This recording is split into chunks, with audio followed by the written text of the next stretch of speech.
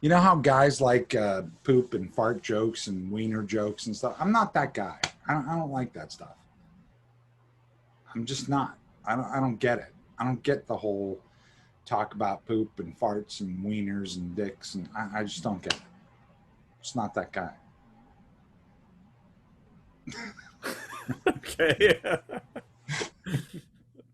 That's going to be the opening to the next episode. Maybe.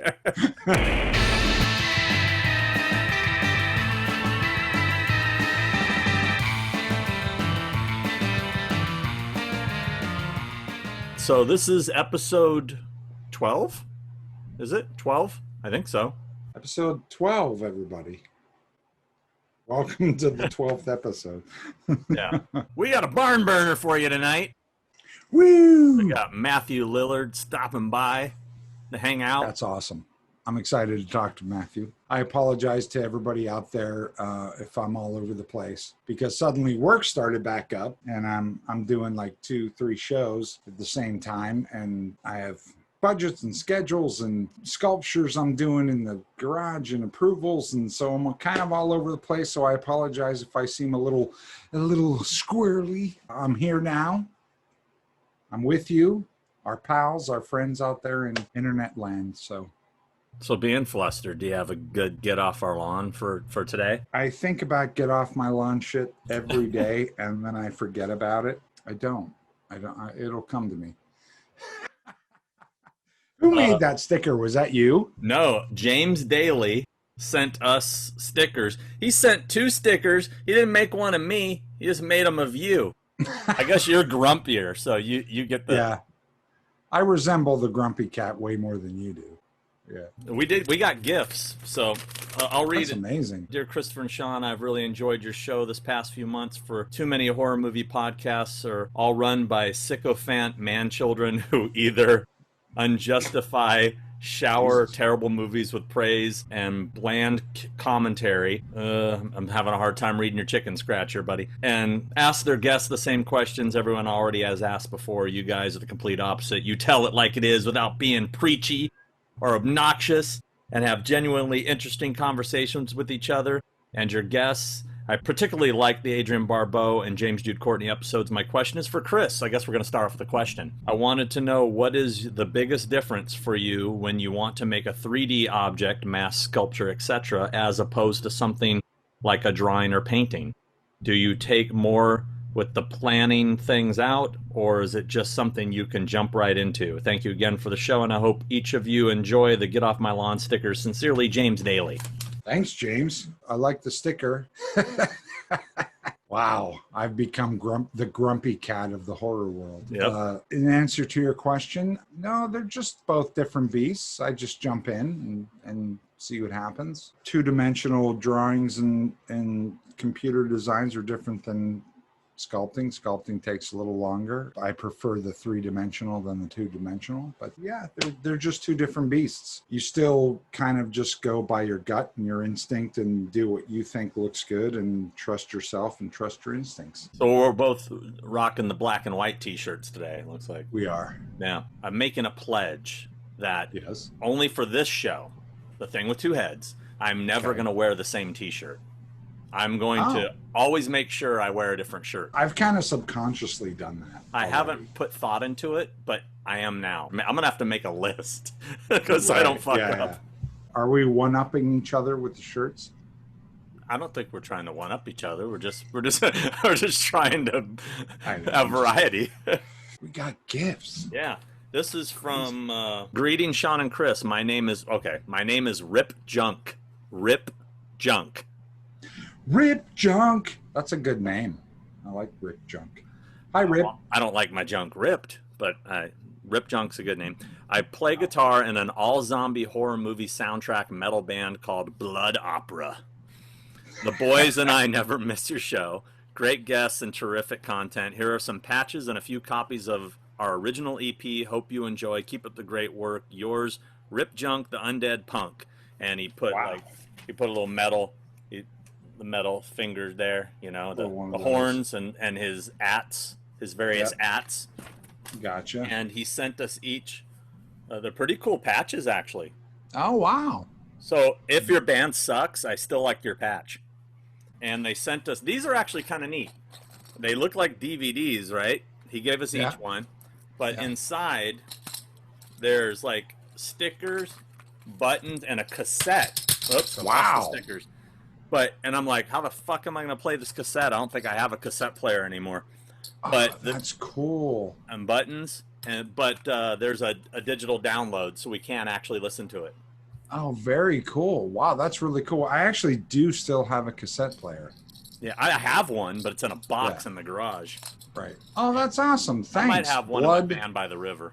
I don't know. Blood opera. Blood opera? What kind of music you think blood opera is? Just off the top of your head. Go. Well, he said what it was in the Well, it's metal, but... Well, he said it was metal, horror movie soundtrack metal band. So I'm going to think it's going to be Goblin-esque. Okay. I haven't downloaded it yet, but I will. We will both listen to it. I don't know. If we like it, we might talk about it. If we don't like it, we may just... We'll probably talk about it. We might. It might be our next Get Off the Lawn. Why do people send us this crap? No, I'm just kidding. Thank you. Appreciate it, brother. Thanks, man. Thanks, dude. That's awesome. We'll give it a good listen. Yeah. I always like to give a good listen to stuff on my headphones. So. All right. Let's see what else we got here. We got more stuff. Wow, more stuff. Yeah. You guys, that's really nice of you. Guys I gotta say, the gimme free stuff is kind of a running joke. You don't actually necessarily have to. Okay, you do have to see it. I mean, we were kidding, but hey, we were kidding, but were kidding. Hey, we'll but take it's very nice, and we appreciate it. This is from it's Daniel Caruso. Oh, yeah, the Ginger Elvis. Yeah. It says, "Dear Sean and Christopher, I painted these Necronomicons for you both as a thanks and a token of my appreciation.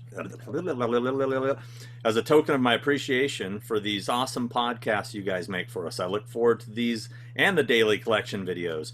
I first discovered your channel after watching Horror's Hallowed Grounds videos on many of my DVD special features. I love them as well. I watch your videos when I'm molding or casting in my basement, as they are entertaining and an inspiration. The interviews are fantastic, and I feel like we are all sitting in the same room when you guys are doing the Get Off My Lawn section and just the conversations you have. Again, guys, thanks. More to come.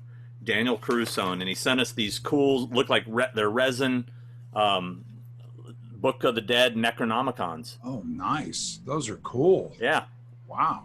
Yeah. Good job, man. I may throw some magnets on the back of these and stick that sucker on the fridge. Yeah. That's awesome. Thank you so much. He made those? I guess so. That's really cool, man. Yeah. Wow. So thank you, sir.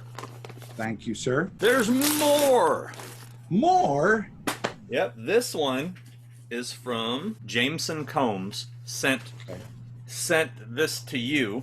There's no letter, but I know this has to be for you. Because you were talking about the Batman Mego. Oh, right. Yeah. Oh, look at that. And that's cool. And this is it's basically a modern day retro Batman Mego. That's pretty cool. Right. Yeah, that is really, that looks like a Super Friends version. Yeah. Wow. Yeah. That's awesome. Thank you. I don't know whether I'm gonna keep that in the package or pull it out. Whoa. Easy there, Tiger. Easy. I feel like I got to pull it out. Play with it. Got to pull it out and play with it. Good night, everybody. Good night, everybody. And nothing for me. Jameson. Nothing. What did I do to you, bro? Why do you hate me? Sean needs more stuff, man. Now, I think we got to switch this over on this episode. This is the one where I think Sean needs more stuff. You just got one more thing to me this time. Well, I actually got another thing. I have something to show. You know our friends over at One Custom Figures in Tenala? No. You mean, do you know my friends, meaning your friends at One Custom Figures? Because I've never gotten my pick from One Custom Figures. Check it out. I got a 2018 Myers custom figure. That's badass. Look at that. Look at the boots. The boots are crazy. It's a real steel knife. If you see that right there. And a tasty, look at the eyes in there and stuff. That's in cool. The jumpsuit. It's pretty bad. He's missing his fingers. So I got this this week. So nice of you guys, and I love it so much. Thank you. See, now I'm completely on board with what Chris just previously said about how we have to step it up for Sean. One customs. What the fuck, guys? I'm switching it up. Have I not shown you guys the love? So yeah, that's one custom figures and Tonella Tailoring sent me that, and that was so cool. It was such a lovely surprise and awesomeness. And yes, I think we should switch this around now. We're gonna start getting Sean some stuff because Sean doesn't have enough stuff. Yeah, that's true. And he's gonna meet my Batman. Those guys can duke it out. I think he's got like 6 inches on him, so I'm Batman. And height. Got another package here. What? And a letter. Let me read it. Dear Mr. N and Mr. C, hey, you guys, I'm a big fan of you both. Thank you for the Thing with Two Heads show. It's great, and I'm loving it. You guys keep me company while I'm at work. Sackhead Jason is also my favorite version of the character from the Friday franchise. So my wife and I made the sack mask one for each of you. Mr. N, this is the first of the free stuff I'll be sending your way. Mr. Nelson, thank you so much for your help and advice concerning my artwork. Be well, stay safe. Charles Brenner, CK Costumes, Midway Wicked Woods. P.S. Mr. Clark, is it possible for me to send something for James Jude Courtney, or does he receive gifts through a different source? Well, thank you, sir. I'll have to ask James about that. I don't know. I'll ask him. I have not opened these. There's 2 packages. Are they sack heads? Are they sack head masks? That's what it sounds like, yeah. Because if they are, I'm going to lose my shit because I've always wanted a sack head mask, and that would be amazing. They are sack head. Oh my God! with the string, I could mess up the hair doing this. That's all right. We know what it looks like. Look at that. Oh my God. Oh, you put the string on there. There you go. Wow, that's amazing. That's so cool. Wow. Show's over. I'm done. No, I messed up my do. Nah, it looks the same. Does it? Okay. Yeah. Wow, that's amazing. So we each got one of those. Cool. I wonder if it'll fit my giant head. That's awesome. Thank you so much. I'm so excited. I've always wanted a sackhead Jason mask. I've never made one for myself. I don't know why. Mm-hmm. But now I have one, and that's amazing. Thank you. Thank you so much, sir. Appreciate it. That was awesome. Show's over. Show's over. And that is our free gifts for today. I know since you were feeling really down and feeling really bad for me, I did pick up a few things for myself since I saw you last. I'm sure you did. Do you go shopping every day? No. Pretty much every day. I showed you this one. This is at Walmart. How cool is this? That's really cool. This thing's badass at Walmart. It is badass. That's Vintage huge. style. Yeah. Got the new issue of Horror Hound in the mail. Oh. The Candyman cover. Lovely. Just came out. Which isn't coming out this October anymore. Yeah, believe me, I heard Nate telling me how pissed he was after they did a whole cover story. Oh, I'm sure. Yeah. Just got this in the mail. The new special edition Tourist Trap. It's the VHS edition, but it's signed by Charles Band. Wow. But it's a special edition Blu-ray uncut version of the film.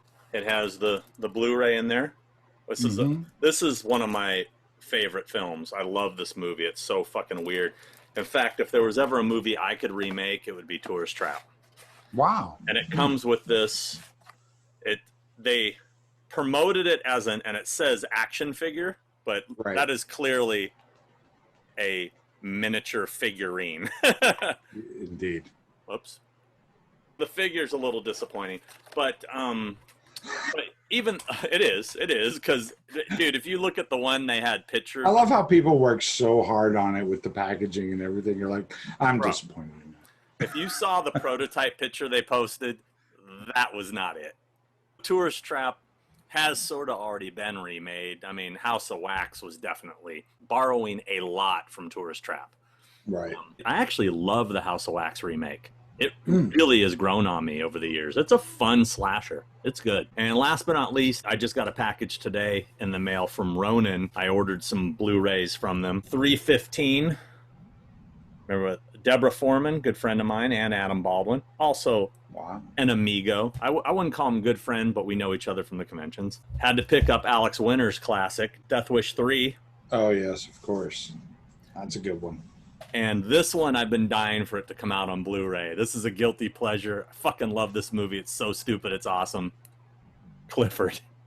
Have you ever seen Clifford? I've never seen Clifford. Oh my God. I've never seen Clifford. It's amazing. You need to see Clifford. You need to see this. Okay. I'll watch it amongst the billion other things I'm supposed to watch. Speaking of which, did you ever get around to watching Possession? I didn't.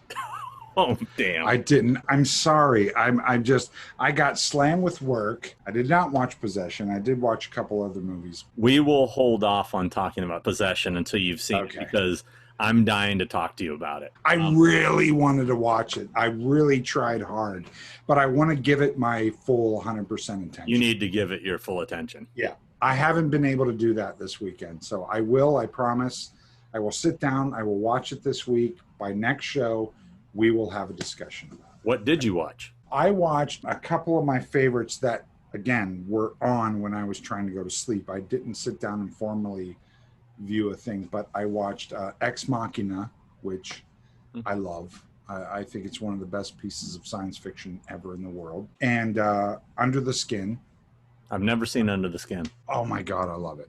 Really? You have to see that movie. Again, another piece of science fiction that is better than almost anything that's come out in the past decade or so. Under the Skin and Ex Machina are two of my favorite movies, and I love them. And nobody talks about them. We're always talking about franchises and old stuff. These are movies that came out recently that will go down in history as being fantastic films. I know we talked about it, but did we talk on the show about Sputnik? I think we did. Did we? Okay. I don't remember. Yeah, we said it was too long and the alien was too cute. Oh, okay. Yeah, I think we did talk about it. I don't think we did on the show. I think we talked about it when we were hanging out. But anyway, there's our review of Sputnik. It was too long, the alien was too cute. And done. Yeah. I did watch that Dust Walker movie somebody recommended us, and his review was pretty much accurate. It's actually cool location, well acted, looks great, but the CGI is just awful. I mean, the CGI is so bad at times you're just like, whoa. It almost feels like it's purposely bad. You know what I mean? Right. But it's not. It's a bummer because the movie had a lot of promise, I thought.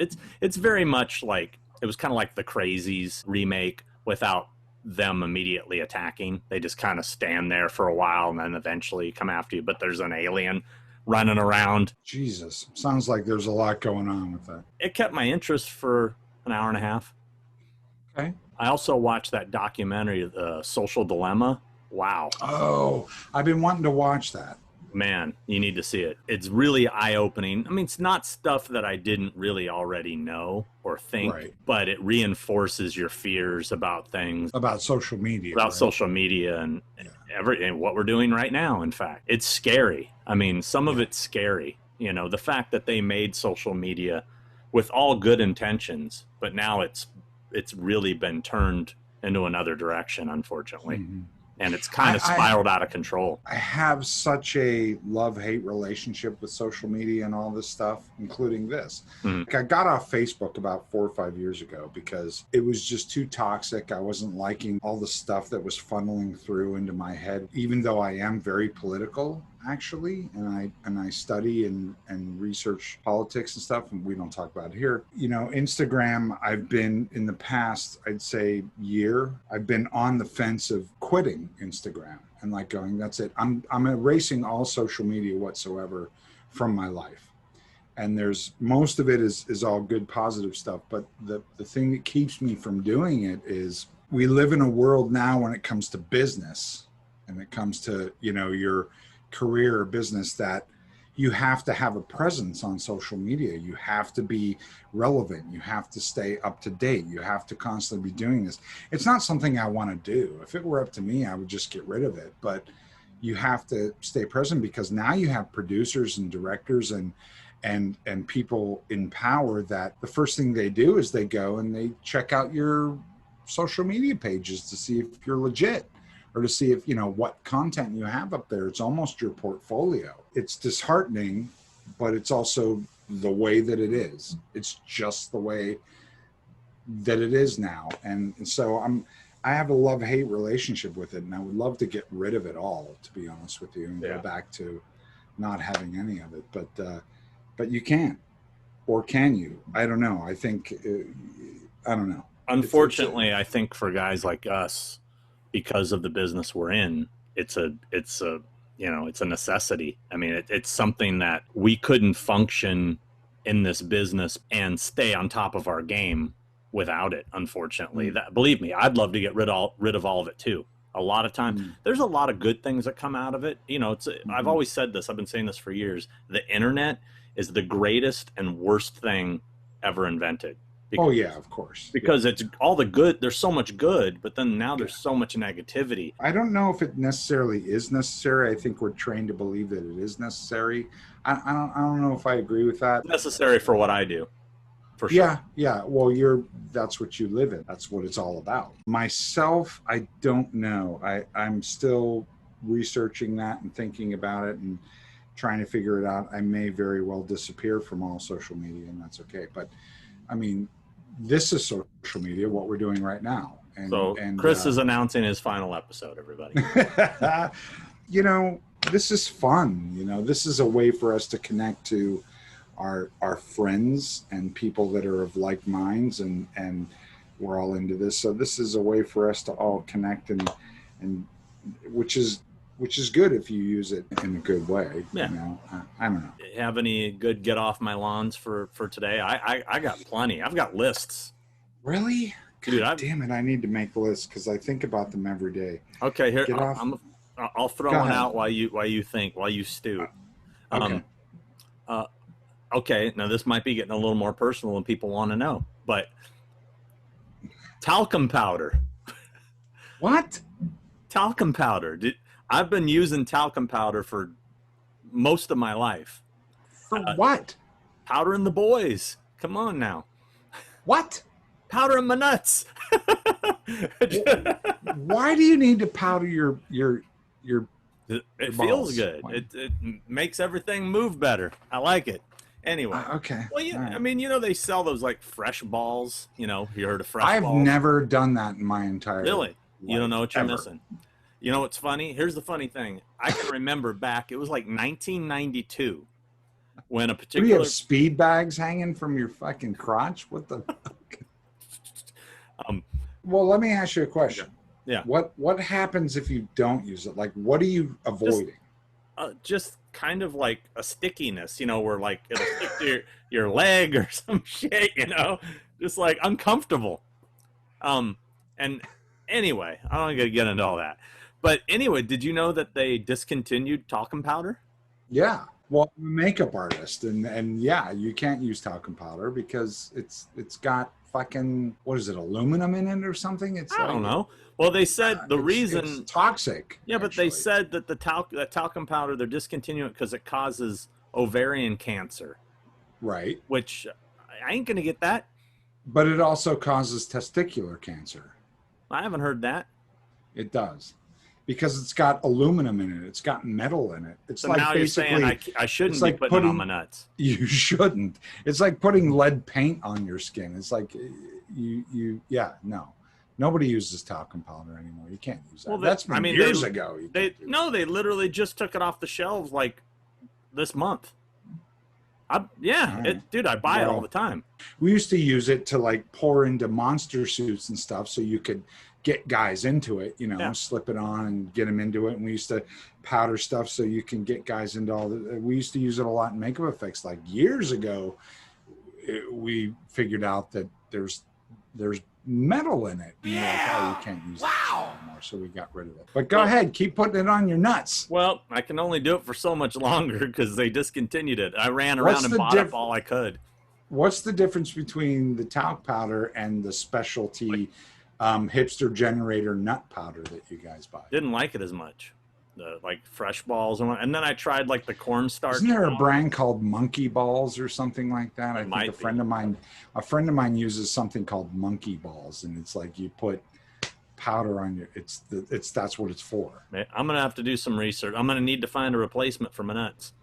So I'm gonna have to But I went around to all the stores and bought up all I could, because as soon as I found out it was discontinued, the big bottles were gone. But what people weren't looking for, that I've been hitting up like every Target, every Walmart, every CVS, Right. the travel size. Okay. So I bought up all. I got like 50 of them. This is awesome. So that'll last me a little while. I don't know why I don't have this problem. I'm feeling Maybe you got shamed tiny for it. little balls with Maybe. that are not. And also, too, the three women that watch this show are going to be really intrigued by this. They will. If any of you gentlemen out there have any suggestions for good ball powder, throw them at me. You know what would be awesome? Fun Dip. Imagine if you just use Fun Dip. And then if somebody got down there, they get a little treat. No? Okay. This is, I don't have this problem. I don't understand where this comes from. It's called hygiene. Wash your fucking business and be done with it. I'm washing my business. Don't you worry about it. I got one more get off my lawn, real quick one. Go. Why is it that every fucking place you go to now, the public restrooms are closed? Because, I know they're closing them because they don't want to have to keep cleaning them to meet all the standards. But We're living in a society where they're telling us you need to wash your hands every 5 minutes, and we don't have anywhere to wash our hands. Right, yeah. That pisses me off. Get off my lawn. Yeah. All right, let's get into some questions. We got quite a few. Calm Down Rich. Excellent little bonus episode. He's talking about our Sugarman episode. It's great to see you guys making the next generation of super horror fan. Are you guys planning on Halloween decorating your front lawn this year? It'd be cool to see like a time-lapse video of you guys decorating your lawns to the tune of something like Benny Hill theme, perhaps the next bonus episode. I kind of answered this on YouTube. I was just kind of saying, you know what, showing our houses is getting into personal territory again. So probably not. Probably not. But we will be decorating. Be assured that somewhere at an undisclosed location we'll have great Halloween stuff out. Oh, yeah. I'm definitely going to decorate. Actually, I think this weekend I'm going to be pulling out all my Halloween stuff. Pulling it all out today. Pulling it out. I'm pulling it out and starting to decorate. And I'll tell you what, I won't do a time lapse, but I'll take a nice picture of it when it's done, and we'll show it on the show. As long as you can't tell where it is or where it is. It won't be my address. Max Mercury said, here's a legit question for Sean, who's probably the perfect person to answer this. What is the proper con etiquette for talking to guests without buying a signature? This is being based off of what I said in the last episode about, nobody wants to hear, I just want to say hi. You can just say hi. Don't go up and say, I just wanted to say hi, and then follow it up with talking to them, because you're basically lying. Go up and say, hey, man, I just wanted to say I love that scene, blah, blah, blah. Right. Don't bother with the, hey, I sorry, I don't have the money to buy anything. When you start with that, it just puts them in an uncomfortable situation. Don't start with that. Just say, hey, man, I wanted to say I love that scene when you popped out, blah, blah, blah. I was stoked. Nice to meet you. Frank Riker has a question for us. Hi, Frank. Said, what would be creepier, hearing a child laugh in an empty house or knowing someone is watching you sleep? I'm going with the watching you sleep for me. I don't find either of those creepy because my girlfriend's always watching me sleep. And a child laugh, I don't like kids. So I don't the kid laughing, and I don't care. There you go. All right. I just, that's a get off my lawn thing. Yeah. Kids laughing, get off our lawn. Having fun on our lawn, get the hell out of here. Unless it's October 31st, you have no business being here. Exactly. Get off my lawn. That's the epitome of get off my lawn. Yeah. I don't want kids on my lawn unless it's Halloween. Otherwise, get out. Eric Henson. Eric. Hi, Eric. Sean and Christopher, I sincerely want to take a moment to thank you for the fantastic job you're doing bringing this unique horror content and fun interviews to us with a great show. You guys are insightful, interesting, and entertaining, and I'm thrilled that I found out about this channel. I work as a sequential illustrator, published comic book artist, writer, and storyboard artist. I listen to your show while I work at the drafting table to keep me motivated. I also want to say that I have truly admired Chris's effects and makeup for well over 28 years. And in fact, some of his work directly inspired me to work in comics and film, and even led me to design creatures for the books that I've been privileged to work on over the years. Wow. Chris, thank you for not only doing amazing work, but also being transparent and accessible. Well, maybe not for long. With shows like this, you may not know it, but you are inspiring people like me to keep pushing forward. Sean, great hair. No, I didn't say that. It said, Sean, I know that a lot of work goes into maintaining the day-to-day and crafting videos for your audience. You bring on great guests, share your love of the genre, and your Hallowed Ground series has been a favorite of mine for a while. You're doing awesome stuff here, guys. Know that I'll continue to listen while I work and create. You've got a fan here, so keep up the great work and be encouraged. That's amazing. Thanks, dude. Wow. No, that is sweet. That's the whole point of why we do everything that we do. Honestly, you do it to inspire people or make people happy. That's amazing. Thank you so much. Wow. Hungry Wives. Hungry Wives. There you go. Sean, I feel like a jerk asking this, because this show has brought me hours and hours of happiness these last few weeks at a time when I've really needed it. And I hope it's not a touchy subject, but what happened with the audio on the Starman documentary, and did you catch any help from Scream Factory for it? Even with the glitches, it's still better than the interviews by people who have been doing most of their special features lately. I know exactly what you're talking about. We had a microphone issue with Jeff Bridges. It was only part of his interview. There was it was like kind of popping and rubbing a little bit, maybe on his lapel or something. And Buzz, our cameraman and sound guy, said he didn't hear it. We don't know what the glitch was, but yeah, that you can't exactly call Jeff up and go, hey, can we redo that? There was a little sound problem. Right. You know, we were lucky to get him. Yeah. Do you have a Jeff Bridges impression? Because you're pretty good at impressions. Do you have one? I'll do a little story about when I met him, and So I told him that I have his screen used highlight from Tron. I showed him on my phone a picture of it. I go, here, I have your screen used highlight, and he's like, oh wow, man, well, that's it. Wow, yeah. I mean, I was just, dude, he's completely the dude. Yeah. This was pretty funny. So he lives in Santa Barbara. I was dealing with his assistant, and they said, well, he wants to do it at a hotel in Santa Barbara. And this is the hotel he wants to do it at. It's called the Hotel California. All right. So you remember, if any Big Lebowski fans out there remember how he says he hates the Eagles in Big Lebowski. And so when I'm meeting him in the lobby and we're walking through to go to the room, I said, yeah, I was pretty surprised when your assistant said you wanted to do the interview at the Hotel California because I know how much you hate the Eagles. And he's like, oh, yeah, man. He goes, I actually really do. He's wearing a suit. Like, if you watch the interview, we frame it from waist up. He's in flip-flops. Oh, awesome. Yeah. So everybody needs a little more dude in them. You know what I mean? Like the dude. Whoa. Whoa. Whoa, hold on. Whoa, me too. Hashtag me too. There's going to be your new gotcha thing. Yeah, exactly. Effects artist Chris Nelson says everybody needs a little. Everyone needs dudes in them. No, I think everyone needs to take a little license with the character of the dude in that movie. I think it's important especially now. Yeah. No, he was. I will say he was awesome. I mean, what a pleasure, what a thrill to be able to spend like 90 minutes with the dude. Yeah. That's a guy I would love to work for or work with. I would love to work with that guy. He is that character. I mean, he is. But brighter. Awesome. But brighter. I strive to be that guy. Patrick J said, Sean, kind of two parts. Can you do the whole episode podcast or upload the classic 70s and 80s horror movies you've seen in the movie theater? I love when you bring those stories up. If your aunt is still alive, interview her. Bring up memories together. You touch on it in so many uploads. It would be cool to hear a full focused episode of horror movie theater moments all around, going double features, etc. Well, thank you. That's interesting. Chris would be a little bored during that one. But no, I would love to sit and just be silent and listen to that. That'd be amazing.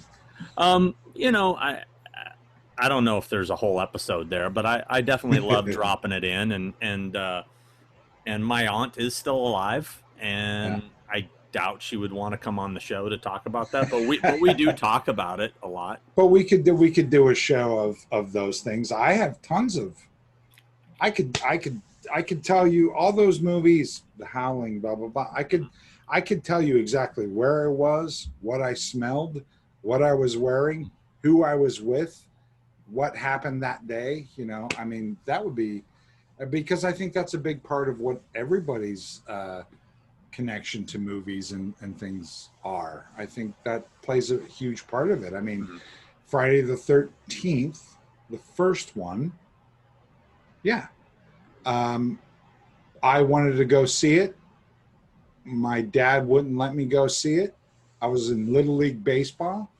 I said, I tell you, I had a game the day that it opened on Friday. The day that it opened, I had a Little League game, and I said, tell you what, if I hit a home run, will you take me to see Friday the 13th right after the game? And he said, if you hit a home run, yes.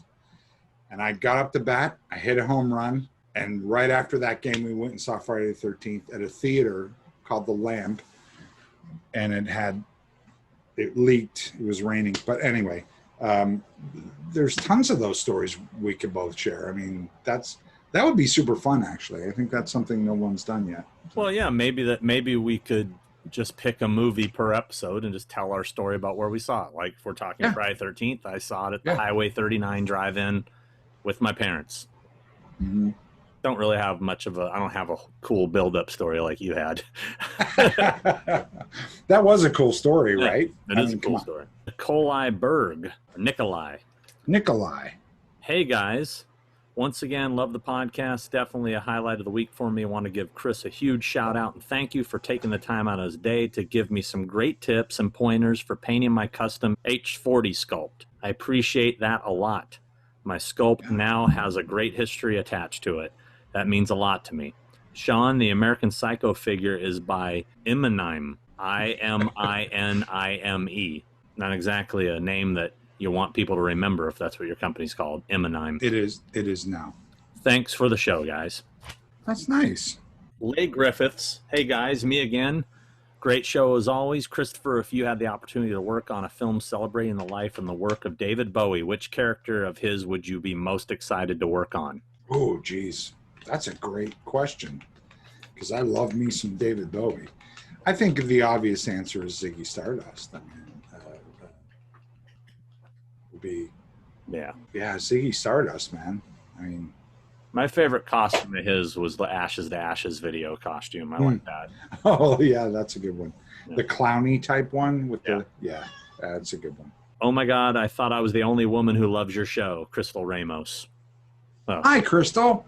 Not a question, but she wanted to let everybody know that she's a woman and she watches the show too. We got chicks watching, man. We got chicks watching. That's awesome. Shout out to all you women out there who appreciate two middle-aged geeks talking about nonsense. Well, we had chicks watching until the balls episode happened. Yeah. Then now it's all gone. Now they're gone. Or did we just get more? KL says if Chris could work on any film franchise or sequel, horror or otherwise, like he's doing with the Halloween films, which would it be? Love the podcast and love Sean's whole channel. I wish I had a better name, so if you read this out, call me Shitty Beatles Fan to keep the crazy viewer names going. Okay, not KL, he's Shitty Beatles Fan. Shitty Beatles Fan. I would say The Thing, man. I would do... Easy one. Live free or die. Live free or die. Reference the merch. I like the Thing with Two Heads logo you start the show with. T-shirts, stickers, maybe a Chris and Sean action figure. Hell yeah. Another great show. Can't wait for the next show. That's from Live Free or Die. Yeah, I think we're Sean and I are talking about merch. We're talking about it. We're trying to figure out what's people gonna want or buy or whatever. We're talking about it. We'll figure it out. We'll have something for you guys soon, I hope. Daniel Caruso said, you guys are dynamite. Fuck you. What are your favorite scenes in the Haunted Mansion? I love the graveyard scene, and the Hatbox Ghost has always been my favorite ghost. I have a favorite scene for sure. What is it? The ballroom. I just think it's That's a good one. when you come around that corner and you just look Yeah. into that giant, it's just so awe-inspiring. Yeah. No, I love all of Haunted Mansion. There's not one thing that I don't like about it. I like the graveyard stuff. I like going in there and then you lean back and come down and the statues are talking and there's stuff popping up and there's the vast graveyard. I'd say that's my favorite. Calm Down Rich said, Christopher, I just watched those 2 character shows on YouTube. Were they some sort of pilots or something? I liked it a lot. It's like Dinner for Five with effects masters. Would be great to eventually see a full season on something like Sci-Fi, El Rey, or Chiller.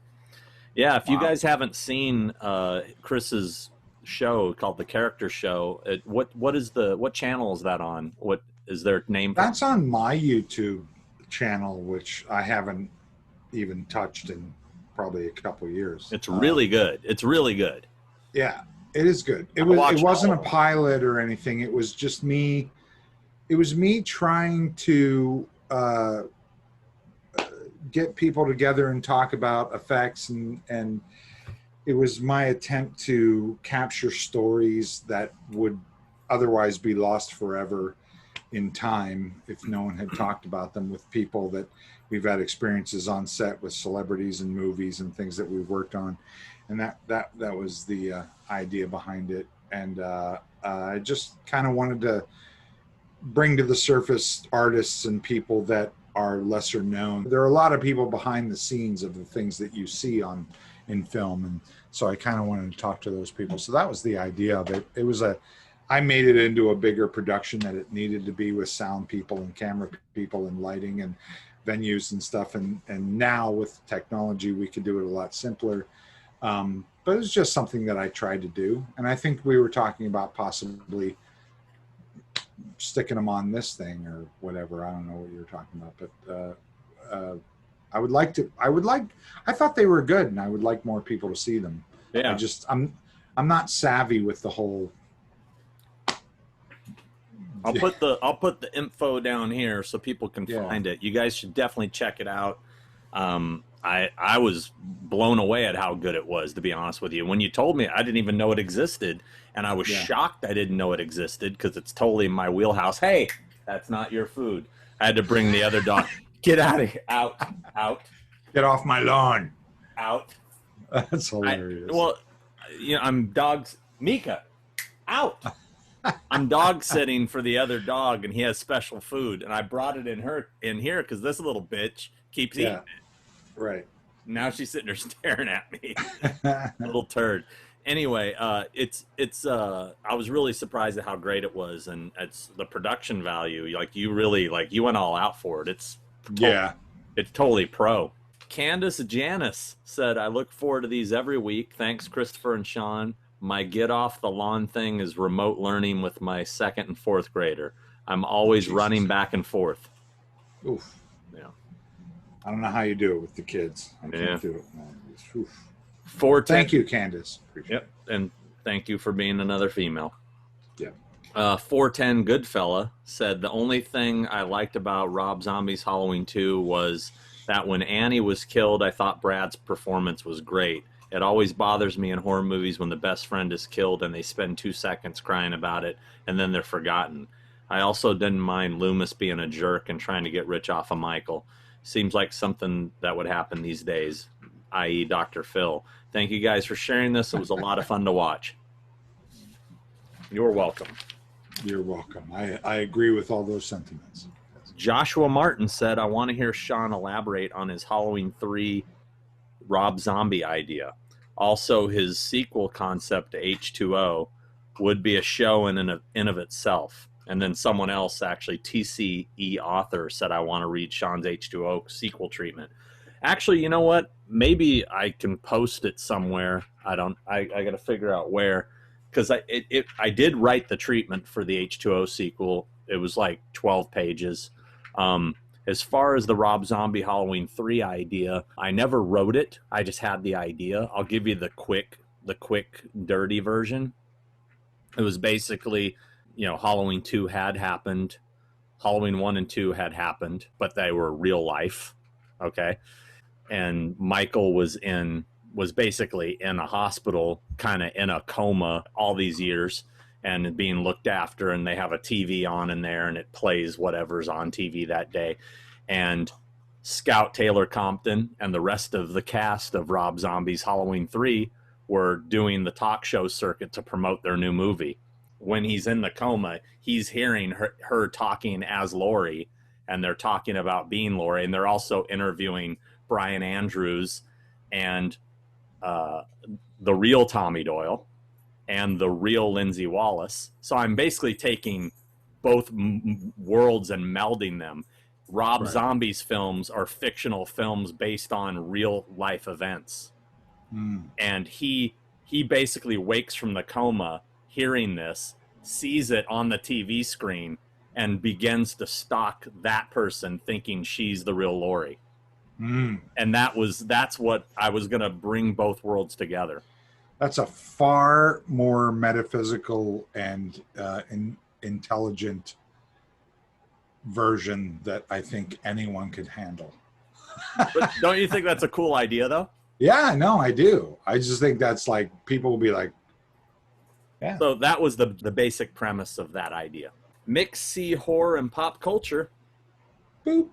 Once again, another great show on the subject of Elusive Concept masks. Most of those masks I purchased from Elusive Concepts have all deteriorated. However, the Kiss masks have not. I think those masks used different material than the Universal mask. Nevertheless, Mario Chioda did some great sculpts. Oddly enough, I also own those Kiss masks, and they are fine. They were a different latex. They're a lot stretchier, and they were a lot thinner. But those lasted. But the thick, hard latex that they used to use on the Universal ones, those things, like I said, crumbled, hardened and crumbled. So latex is a weird thing. Mask latex, which is, I believe it's called 407 latex, is like very hit and miss where you buy it. A lot of companies thin it down with water, which cheapens it. You never know what kind of latex you're going to get when you buy slip latex. You just don't know, because you don't know what people are doing to it. yeah. But real, honest-to-goodness latex, slip latex, should last a lot longer. The better the quality, obviously, the longer it lasts. L666 Incubo. It's just evil. He said, got to get Jeffrey Combs on the show. A damn treasure. First time I ran into him, I was working at a burger joint in Thousand Oaks. Turned around, realized I was making lunch for Mr. Combs and his family. Didn't say anything at the time. Flash forward 2 years, he came into a local bar with a group of students from a nearby college he was working with. I absolutely did not waste the opportunity. Again, I told him I'm a huge fan. He shook my hand, bought me a beer, and said, thank you. It's people like you are the reason I get to do what I do. Was there someone you got to meet that turned into a memory you really enjoy sharing with people? I will say, oddly enough, he is our next guest. Yes, indeed. On you I don't know if you've got your future goggles on there, buddy, but but he is going to be our next guest. We may drop another ranking episode in before that, but he is our next guest after Matthew Lillard. So right, which I'm very excited about. Yeah, I was just watching The Frighteners the other night, and his work in The Frighteners I thought was exceptional. I thought it was super cool. I love this. He's hilarious in that.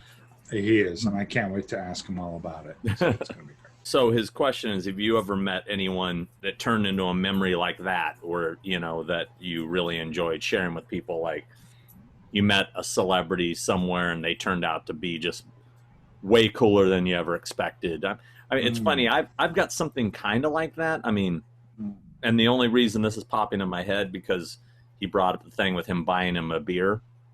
I remember I was at a concert, and I think I was seeing the band Dead Z. I think they were opening for Gary Newman. I was at the bar. Mark McGrath from Sugar Ray was there. He was at the bar. And I'm not a big fan, but, obviously I knew who he was, knew who they were. And this was probably 2006, so they were still a pretty big deal. So I said to him, I just said, oh, hey, man, I just wanted to say, my old band played with you guys back in the day when you guys were the Shrinky Dinks before they changed their name to Sugar Ray. He's all, no way, dude. What band was it? And I said, you'll never remember we were called Ragabash. He goes, dude, I totally remember Ragabash. He goes, oh, dude, what do you drink? Let me buy you a beer. And I was like, wow. I mean, here I am, thinking he's probably going to be like, oh, cool, dude. Like, cool story, bro.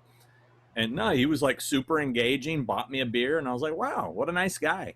That's great. Not That's a life-changing moment for me, but it kind of reminded me of this guy's story, Right. Sure. Yeah. Got to be honest with you. Talking to Matthew Lillard, really, he's cool as shit. Yeah. I can't even speak highly enough of Matthew Lillard. Rampage of 78. It said, finally the right, and he put right in caps, finally the right guy is getting noticed for all the good he has done and not some scamming scum, LOL. Anyways, I got a question for you guys. For the both of you, what do you prefer in a scary clown? Do you like the clean-cut It-style clowns or the monster clowns like, say, an American Horror Story? I always dug the cleaner-looking clown. The Clown at Midnight has been one of my favorite movies growing up, super underrated. I was wondering if you guys have ever seen that. It's from the late 90s and stars Tatiana Ali. I'm a Myers guy, but I figured I'd switch it up for you. Thanks in advance. Love the show. Now, what does he mean by finally the right guy getting noticed for all the goods he's done? And not no fucking clue. No idea. I don't know. Maybe he's referencing your Academy Award. I don't know what he means by that. I don't know either. What do you prefer, a clean clown or like you did Twisty? I don't have a thing with clowns like most people do. That's the funny thing about working on Twisty or working on It, which I worked on the recent It clown a little bit. I don't have a thing with clowns. I don't know where this comes from with people, like being afraid of clowns or finding clowns creepy or fun. I don't really give it much thought, to be honest with you. But as far as what do I choose, it depends on the context of the story, man. I'm not discerning either way, a dirty or a clean clown. I didn't know there was a dirty or clean clown category. So. Well, I'm also like you. Clowns don't really scare me or anything. Yeah. So if I was going to pick one, I'd go with something more like Twisty that's at least inventive, because just a guy in clown makeup does nothing for me. Yeah, it does nothing for me. Yeah, And I've never seen this movie he's talking about, The Clown at Midnight. Never heard of it. I haven't seen it. No. Never heard of it. Jimmy LeCrumped said, questions for both of you. Sean, you inspire me to be a collector like the late Forrest J. Ackerman. Did he inspire you? And for Chris, who is your inspiration growing up to do makeup effects? I love what you did with Michael Myers. Always love what Sean does for the con circuit and hope to have a beer with Chris at an event. He likes me, but he doesn't want to have a beer with me, apparently. I will continue to promote all the things you do on my Facebook group, Party Like a Monster, Treks Through Horrorland. Great job, fellas. Oh, he's asking me if Forrest J. Ackerman was an inspiration of my collection. I mean, I respected his collection, obviously, but I think Bob Burns would be more of an inspiration as far as what I collect. Who was your inspiration effects-wise? Probably just Dick Smith was probably the big guy, right? Was mainly. Yeah, I think it was Dick Smith, Rob Bottin, Rick Baker, Jack Pierce. Those are Lon my Chaney names. Sr. Well, yes, Lon Chaney Sr. Lon Chaney Sr. actually was my biggest inspiration. Oh, but you just forgot to mention him. Well, you say that, like every makeup effects guy says that. The reason why I kind of toss that aside is because you say Lon Chaney Sr. and people, A, don't know who he is, B, didn't know he was a makeup artist and an actor. You know what I mean? Like, that's it's so subversive that most people don't know that. They expect you to say the usual, Well, we're hoping that our crowd is smart enough to know. Yes. Lon Chaney Sr., I would say, was the very first inspiration for me to go, oh, yeah, that's what I want to do for a living. Sawyer Smoke said, yes, bring on the merch. Question for you both. What's a collectible you had the chance to buy but passed on it and now regret? I have one, big time. That's a question for you. I'm not in that world of buying collectibles. Oh, come on. There's got to be something that you had the chance to buy and then you regret it, like didn't get it, and then maybe it became worth a lot of money, like super collectible or something. Nothing? Really? Mask. I've never been in that world. Honestly, I swear to God, I've never been in the. I have to have this. I got to have that. The collectible. I'm just not. I'm just more into. I'm more into making stuff than I am collecting stuff. About 20 years ago, I had the opportunity to buy the original painting of the original Halloween poster art. Oh, yeah, that's a good one. And guess how much it was? How much? $5,000. Fuck off. And you didn't do it. I didn't have it. Oh, well, that's what it's all about, right? Like, I didn't have it. I did. You know, I should have done everything I could to sell whatever I could to get it. That's a good one. Dude, that thing sold in an auction, was it 5 years ago or something, for like over $100,000. So, yeah. That's it? I thought it would be way more than that.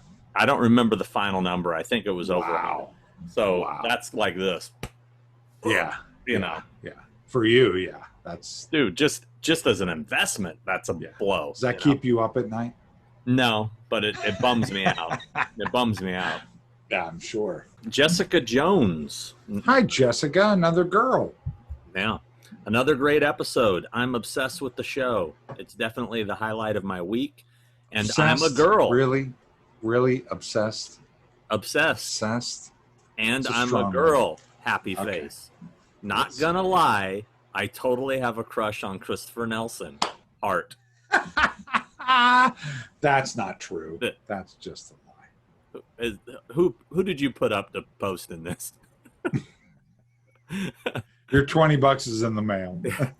Thanks for putting these awesome episodes together, Sean. The Thing with Two Heads and all the Horrors Hall Grounds episodes are keeping me sane during this crazy time. You guys are the best. Heart. So I guess I'm just chopped liver, you know. She's all heart and for you.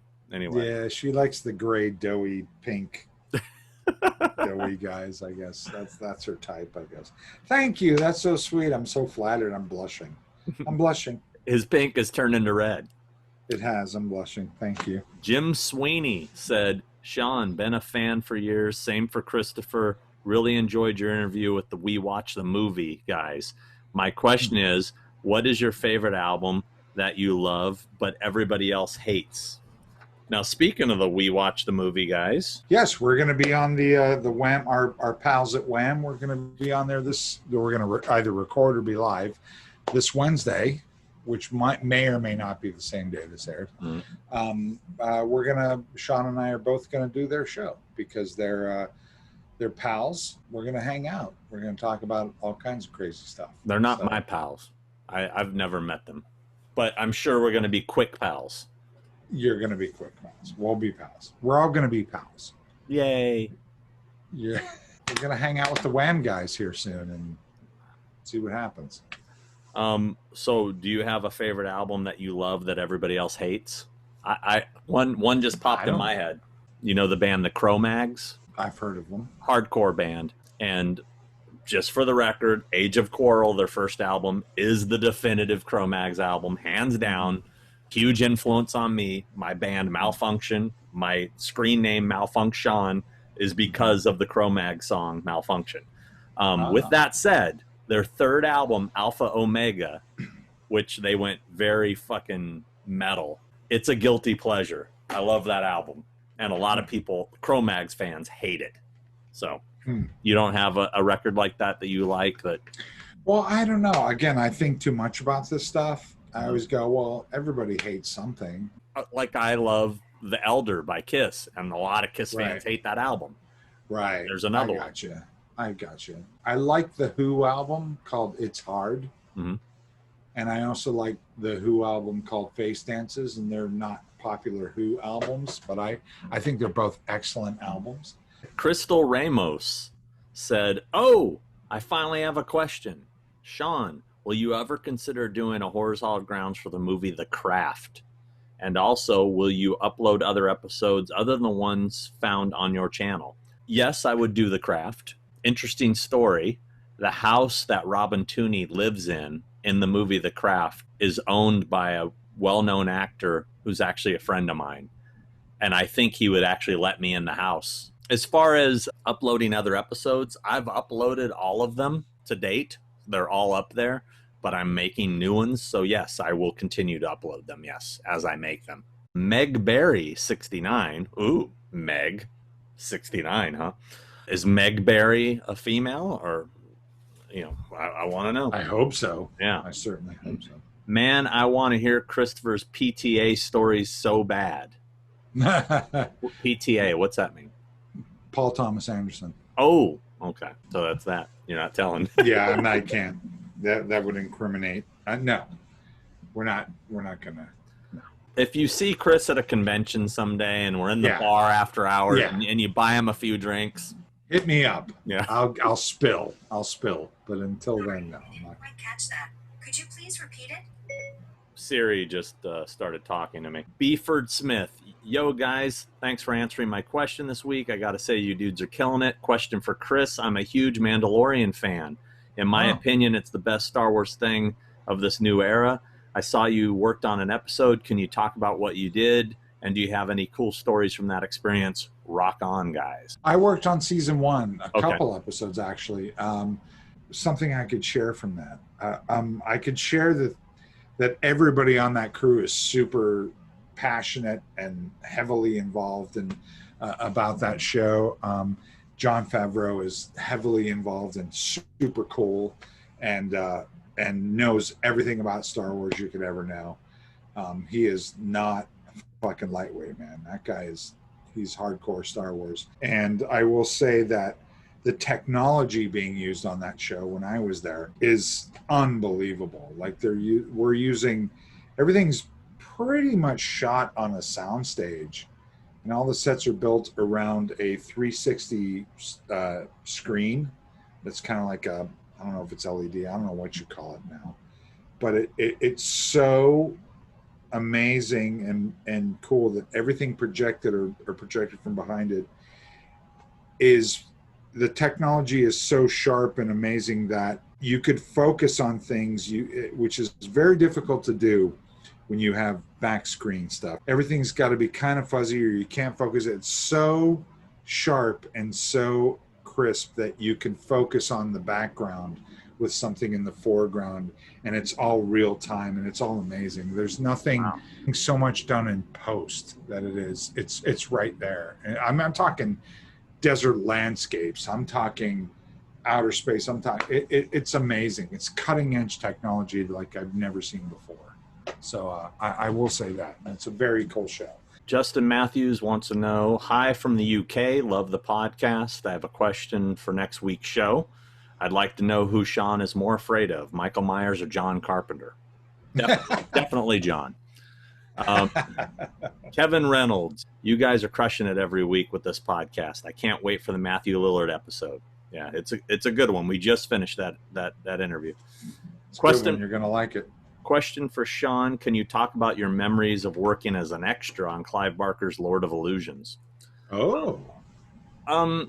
Basically, Clive invited me to come down and be an extra, and I was stoked. I think it might have been the first movie set I was ever on, or was Freaked before that. Freaked was before that. So I did Freaked before that. So it was basically shot at the Pantages Theater. I was in the crowd scene with the whole Swan magic show. I mean, I have a few photos. Maybe I'll pop them up here. But it was fun. It was cool just sitting there and watch Clive direct. And they gave us a Lord of Illusions t-shirt afterwards. That was about it. I think I still have that shirt somewhere. I don't know. Oh, that's cool. Mud Nelson says, love the show, guys. Yeah, Mud Nelson. Love the show, guys. It's definitely staying within my horror podcast rotation. Make the cut. Sweet. My question is mainly for Chris. I didn't make the cut, but obviously Sean can answer too. Okay, I made the cut. Do you have a favorite Leatherface mask of the various films? The original. Really? That's your favorite one? Oh, yeah, absolutely. 100%. I think I would go with, it's kind of a toss-up between Savini's Part 2 mask and the K&B Part 3 mask. I like the looks of those masks. I think what I liked about the Part 3 mask was the different color skin patchworks. It's a cool look. I mean, yeah, the original is, you know, it sets the standard, but as far as design, I kind of lean towards 2 and 3. Yeah, I like the original because I think. Well, which one? Which original? Because he has 3 different. I know. You're talking regular Leatherface. You're talking pretty woman Leatherface. You're talking what was the other one? There's 3 different ones. Well, I don't know what the other one's called. I forgot. I like the original regular one. Okay. The one, yeah, that one, because it looks like what human skin should look like, and it's like a potato chip on your face, and because that's what human skin would do, and I love that. I think it was so effective and cool and weird and gross. I think as you get later, they're all good masks, and all those artists did a great job, but I think that they're kind of a little over stylized and a little over sculpted and over painted, like you're getting into theatrics. Then I like raw. I like basics. I like simple. Gotcha. Russ Trout says, longtime listener, first time commenter. Y'all are killing it. You mentioned merchandise ideas, 2-headed condoms. In all seriousness, love the silhouette and logo you currently have, but some ideas to play on that is to have blood dripping at the bottom, spell out the thing with 2 heads, or have it carved into the silhouette. Just a couple ideas come to mind he thought he'd share. Thanks, buddy. Terry Clark. I doubt it's my uncle, Terry Clark. But love the show and enjoyed watching you both on Dave McCrae Live. I've been watching a lot of 80s slasher films with my daughter as she loves horror films. Her favorite for now is Pieces or The Burning. Jesus. Keep up the good work, Terry Clark, UK. Okay, not my uncle. Well, we don't know how old his daughter is. His daughter could be 30 and he could be 50. But those are 2 quality films, Pieces and The Burning. Yeah. I enjoy those movies. Good for you. I'm glad your daughter's into it. Mm-hmm. Or maybe she's just appeasing you. Maybe she's just going, my dad likes to watch these really weird movies. Like she's going to her friends. She's texting going, my dad watches these weird movies. We just watched one called Pieces. And it's about this guy. And like, maybe she doesn't really like it, dude.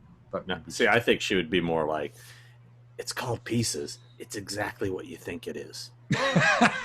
Exactly. Thank you. Space Monkey 907. That was almost my name. He took it. I'm really digging these videos, guys. It's fun chilling with you guys. Hello from Anchorage, Alaska, boys. Wow. I don't know if you knew this, but I was born in Anchorage, Alaska. So that's very cool that we have a listener in Anchorage.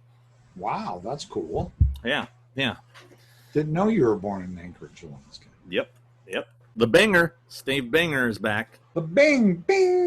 He wants to know when he can expect to see a Horror's Hog Grounds a thrashing. We're gonna do one. Rustler and I have talked about it. It's just a matter of getting it together. So, been busy. Between this show and your tasting shows and your collecting shows. I don't have tasting shows. This show, that show. How many shows you have now? You have like so many shows.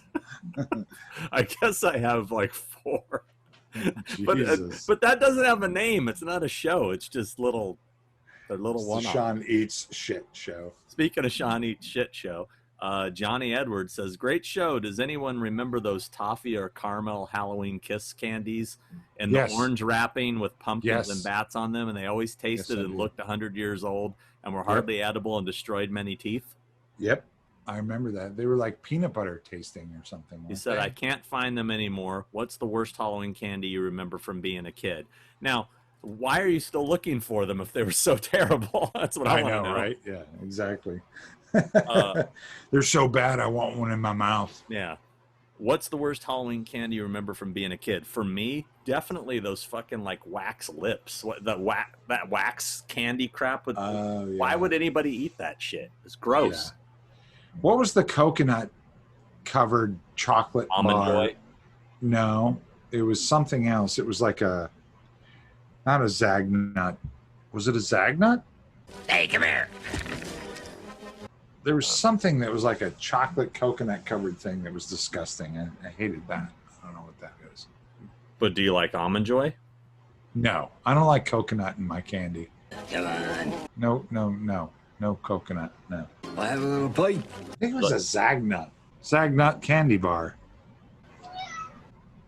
Yeah. Said, yeah. Its main ingredients was peanut butter and toasted coconut. See, Not I told Mounds, Not Mounds. No, it was a Zagnut. Oh, the Zagnut?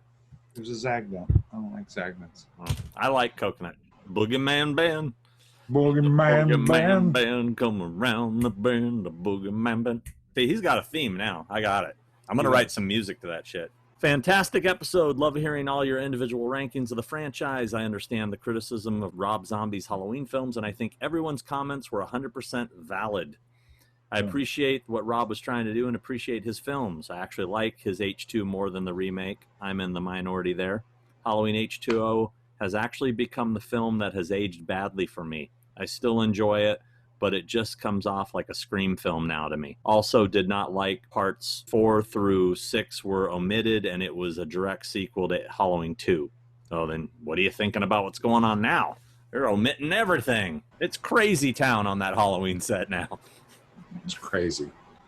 Cats and dogs. He didn't have a together. question. Boogeyman Ben was just, he was getting off his Halloween He was just giving his opinion. TCE author said, I believe a fellow fan made a comment regarding Stanley Uris that brought some confusion in the last show. Stanley Uris is a character from Stephen King's It. Yeah, we figured it out afterwards.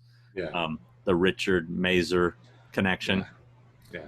Great episode. You guys rock. Thanks, dude. Nick Klepatch said, hey guys, question for Chris. Did Heather Langenkamp work on American Horror Story with you? Technically, yes, but I don't know. I'm not. You didn't see her on set or anything? No. Mark DeBras said, DeBras. hey guys, love the show. Best podcast on YouTube. Question for Sean. I see you have an extensive collection of vintage Star Wars figures mint on card. Did you acquire those back when they were first released in the 70s or 80s or way later? Do you have a complete collection or are you still collecting them? Have you seen the new retro collection, vintage reissues? What are your thoughts on those? Then he has a question for you, so I'll just answer mine real quick. No, I started collecting those hardcore in the early 90s. I do not have a complete collection. I'm trying to get every first appearance of every character on its first card, and I'm about 19 figures away from completing the complete set, so I'm pretty damn close. And, you know, if you factor in how many damn characters there are, and I'm just doing Star Wars, Empire, Jedi, and Power of the Force, the 85 Power of the Force. As far as the new retro collection shit, I mean, it's kind of neat. I don't want to see new versions of the old shit, you know. Either get the old shit. In the Star Wars world, it doesn't hurt the value, but I've seen it hurt the value when these companies put out reissues of stuff. That kind of pisses me off. Question for Chris. Do you have a replica of the 78 Myers mask in your collection? Thanks, guys. Keep up the great work. I do not. I do not have a 78 replica. No. There you go. That's a big old negative. Adam Boyat says, hey guys, love the podcast so far. Apologies if this has been asked already, but I'm curious what you guys think of fan films.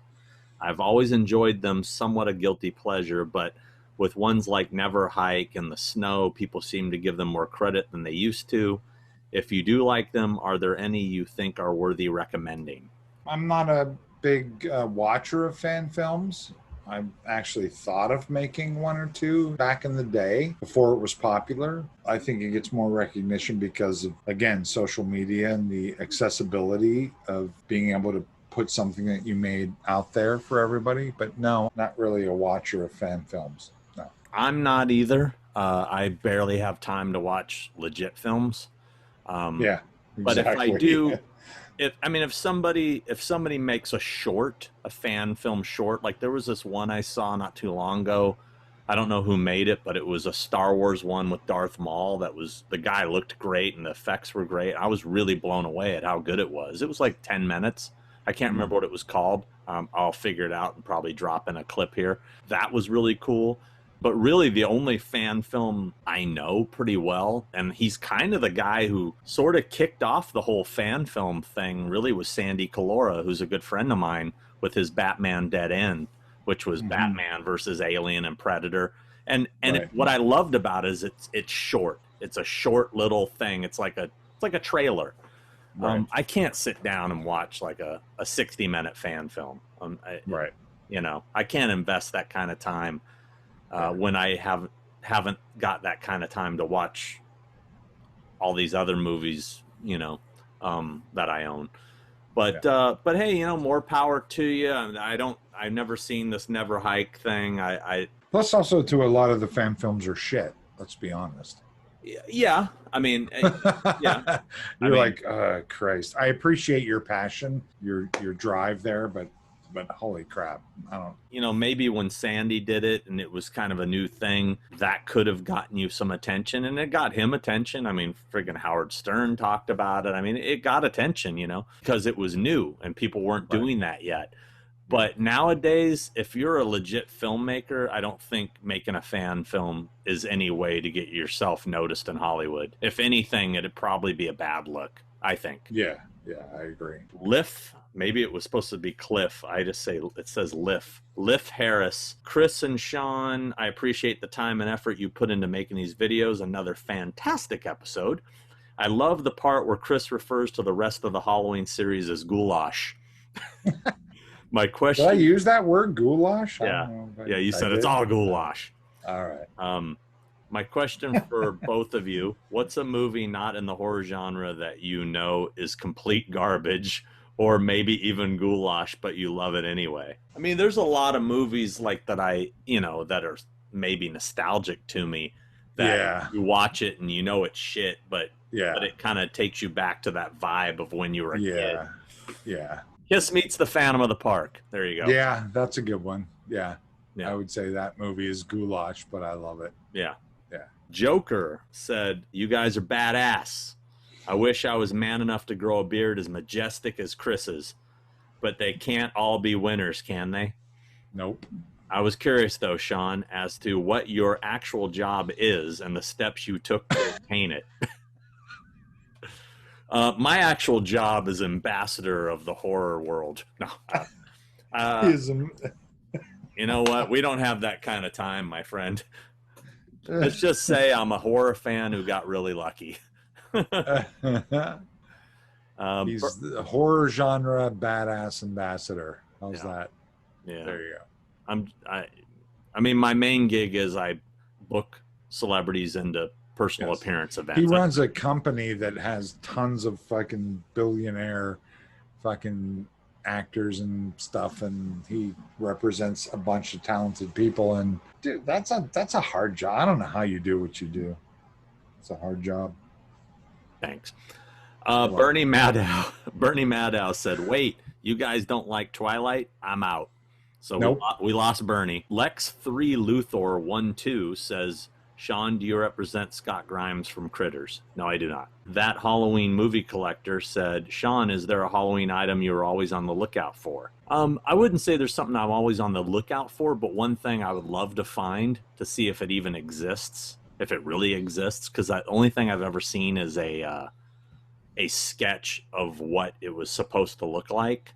Was, you know, like on the top of cars, they have those advertisement things like a pizza guy would put on the top of his car. Sure. There was a Halloween advertisement thing that went on top of cars that I've seen a drawing for, like that it was supposed to be a promotional thing. I don't know if it ever really existed because I've never seen a real picture of one. What a weird, obscure thing to want to have. So he asked, don't judge me. Bobby Meek said, Sir Sean, Sir Christopher, great show again, guys. Question for Sean. I know you're friends with the great James Remar and would like to know if you ever asked him what happened on him being replaced in Aliens. And could you get him on the show? Also, parked next to Brian May once at the time thought it was just a tall old lady with big white hair. Wasn't until his wife Anita Dobson smiled at my wife and I walked past and realized my mistake, and he was walking away, missed my chance to meet him, and just gazed and wondered at his giant hair. Nice. Yes, James Remar has told me that story, and yes, he has said he would come on the show at some point, and the short version is drugs. He was doing drugs and he got in trouble for doing drugs and got fired. And, you know, he's since completely changed his life, and he's been clean for decades, and he was young. It was the time. Yeah. It was the 80s, man. October Games said, do you guys play any horror video games? If you do, what games are you playing? I don't play any video games. I don't play video games, period. I haven't played a video game since back in the 80s when there was Asteroids and Pitfall. That's probably the last time I ever played a video game. And I was never a video game guy. I was never into that shit. Yeah. I was always in my room making something, sculpting something, or painting something, or listening to heavy metal, or hanging out with chicks and making out. Well, you were plopping in quarters. He was plopping in other things. That's exactly right. Boom. I myself am not a gamer. I purposely stay away from modern games because I don't want to get sucked into that world, because I don't have that kind of time to invest. And ultimately, and at the end of the day, it's wasted time. No offense. But I do own a collection of classic arcade games that I play occasionally. My chick is big into the modern games. She has all the systems. She plays everything. I live vicariously through her. Brett Stortenbecker said, hey guys, big fan of you both. Chris, I'm curious to know if there was an actor that you thought would be difficult to work with and ended up being the complete opposite, and they ended up being a total sweetheart. No, not really. I haven't met anybody that I heard was going to be a nightmare and they ended up being nice. I had worked with people that I heard was going to be a nightmare and they ended up being a nightmare. But professionally, I can't divulge who those people are. But no, I haven't heard that. It's very rare that you get a heads up of how someone's going to be before you work with them. Sometimes, but no, not really. Sean, add my wife to the female listeners list. We got another one. Wow. She appreciates all the hard work that goes into traveling and getting all your conventions in order. She really appreciates you having to deal with me and the rest of the Halloween nerds seemingly every 5 years in South Pasadena. With that being said, maybe the Halloween Ends release could fall into a time frame of a possible H45 convention. Wow, I didn't think about that. That might actually, maybe. Also, tell Christopher that legendary wrestler Jerry the King Lawler was selling his 60s Batmobile. I don't know if it's still available, though, or not. Keep up the great work, guys. Look forward to it every week. Thank you very much, Brett. I would buy that Batmobile if I could, but I don't think we can. As far as the H45, would that fall on when eventually Halloween Ends comes out? 2023 would be the 45th. Right. So then if we shot Halloween Ends next year, which is 2021, no, so it won't. So it would come out the year before. Yeah. But he's maybe suggesting holding it. Holding it back. Yeah, no. Nah. That's not going to happen. Hi, what's happening, Christopher? How are you, sir? I'm supersonic. Supersonic. I got to use that. I'm stealing it. I'm stealing Supersonic right now. The S is for super, the U is for unique. What do you with all your stuff behind you? I have nothing good behind me. You do. You have a carpet. You have a window. You have a... And more. What are you talking about? You have plenty of stuff. Come I on. have no heads. I have nothing from a movie. Well, I do have some stuff. You don't want that. Yeah. It's just us trying to show off. Yeah. What are you drinking? What are you having there? I'm having a sparkling water. Oh, lovely. What are you drinking? Dasani. I'm drinking coffee. Coffee. My goodness. So easy. If I had coffee right now, I'd be up till 4 a.m. Mm. He's up. to We're at four. that age now. We're all at that age, aren't we? Oh, yeah. Yeah. I am, how old are you, Chris? I am 52, sir. You're 50. No. You're not 50. I'm 50. I'm 49 still. You're 49. You're For 50 one next week. more week. Yeah, you're 50 next week, for God's sake. Yeah. 50, yeah, 50. Although I played golf today with a guy who was 84. Oh, Maybe. nice. Yeah, he wasn't very good, but I played with him. He was still out there. He doesn't have to be very good when you're 84. The fact that he got out of bed and showed up on the lawn. Yeah, him and his buddies play every day, and I went to his municipal golf course, and they play 27 holes. They play 18 and then another 9. What? And yeah, and so I picked up all their balls the entire time. It was 2 70-year-old guys and this 84-year-old guy, and so every time they'd putt, I'd pick up their ball for There's them. been a lot of ball talk in this episode. A lot of balls today. Yeah, we've Already? Yeah, you missed it earlier. Yeah. Yeah.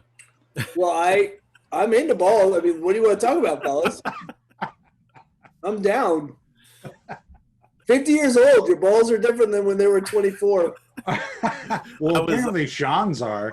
Apparently Sean's and a lot of guys' balls are different. Like everyone's got. Apparently, people are using powder on their balls and shit. I didn't know this. Like, Oh yeah, that's if you can't be in the South without some talc on your nuts. I didn't know That's that. like a man rule in the South. I was complaining how they don't make talcum powder anymore. That because of the whole Johnson & Johnson lawsuit. Oh, yeah. I can't find any. And I'm I didn't know impressed. that. You didn't know that?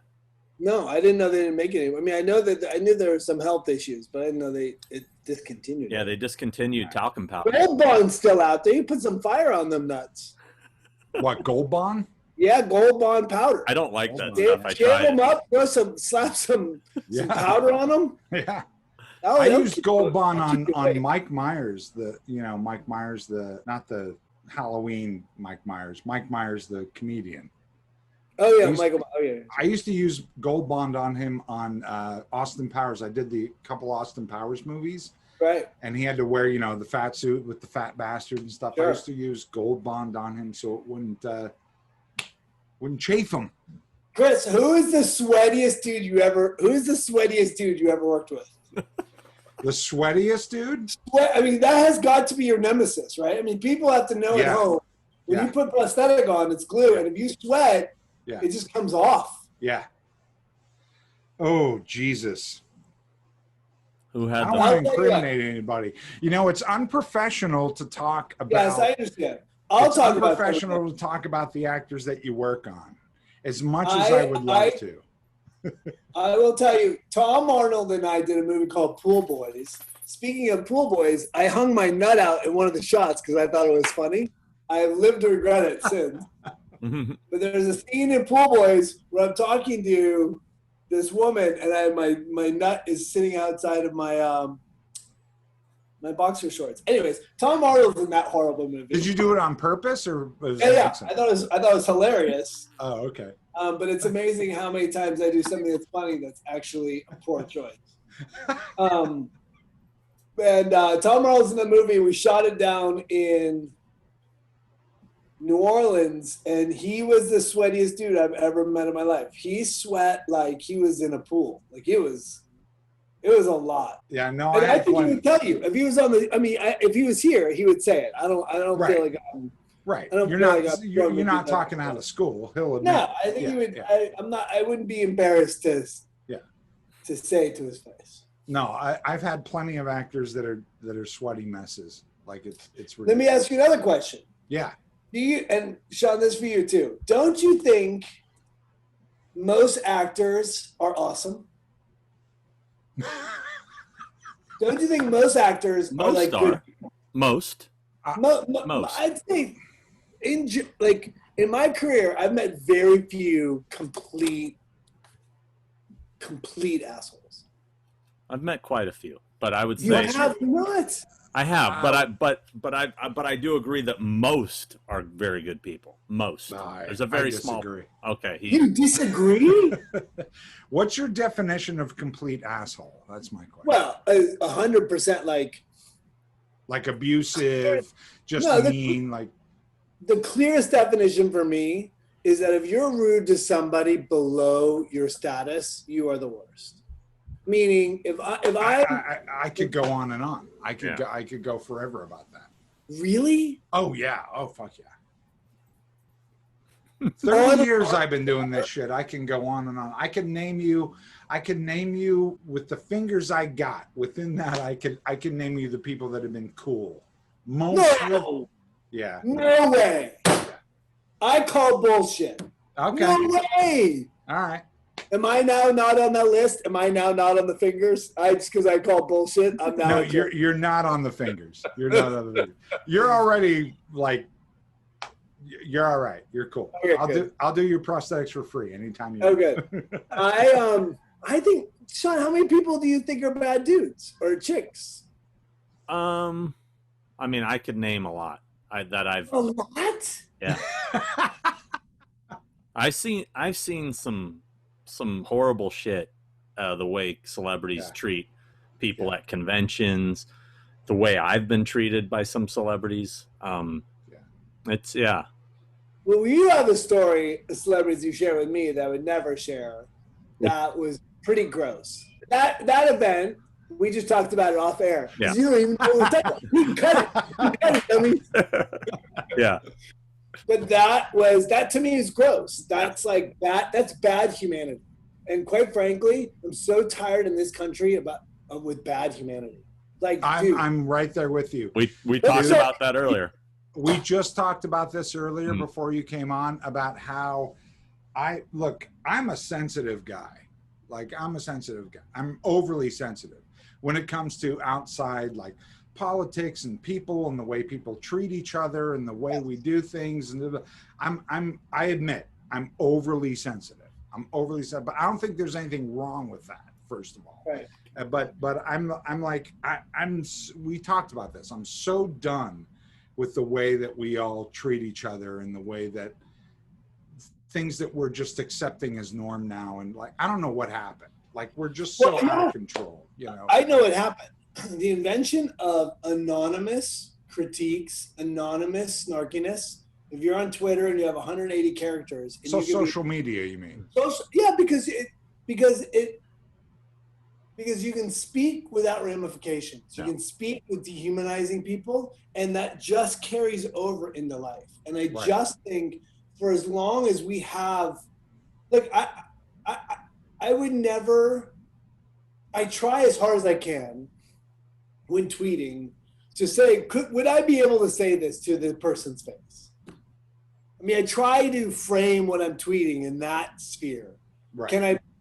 I can get away with a lot of stuff being funny and charming, but if you're gonna punch somebody on Twitter, would you be able and willing to say it in front of to their face? And it's amazing how many times I'll write something, sit on it, and go, "Would I want to say that to somebody?" And then end up deleting it. You know, 9 times out of 10, it's just getting it out, like just writing it down that will help.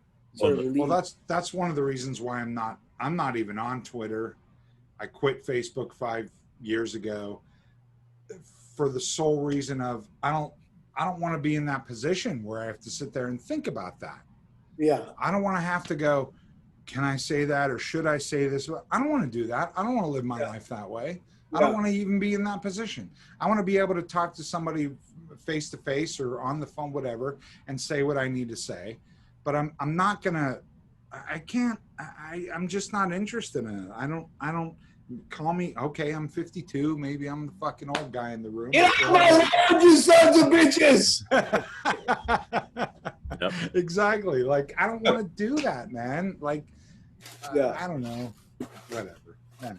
Does that make sense? Did I make any sense? Yeah, no, it totally makes sense. I can't stand Facebook, so I'm never on it, but I still have, what is that? Get up. It's a sticker a fan sent us of him, get off my lawn. That's hilarious. Have you seen this movie? What's the movie, Sean, that we're talking about? We're just talking about it. The whole topic got brought up because I mentioned I watched The Social Dilemma last night. Have you seen it yet? I have not. I heard it's incredible. You got to see it. I mean, it's everything you're saying right now, and it makes you finish watching that, and you do just want to quit everything. But what we were talking about, it's like being in this business, it's kind of a necessity. The whole social media thing is important to what we do for a living. Yeah. So, well, yeah, but see, it's a little like conventions for me. I believe that I believe in the power of these platforms. I believe in the power of conventions. I believe that if you can sit at a table and you can interact in a human way with somebody as you're transacting over an autograph, and you can change somebody's life in 30 seconds. Right. I believe that. I think that you can make an impact on a kid or an adult who is lost, who is suicidal, who is scared to be out, who is struggling with addiction. I think that you can reach across the table. I sit on a table, I do conventions, and I hug everyone that comes in. And I think that in that 30 seconds, a hug from the guy from that movie that means something to you can change a life. And when I first started doing conventions, I would end up in tears constantly because I would just hold people and then they would break and then I would break with them. Mm-hmm. And I think that even on Twitter, you can find a connection that makes an impact on somebody's life, mm-hmm. right? Or you can change, I'm not a fool and think that my opinion has any more weight than anyone else's.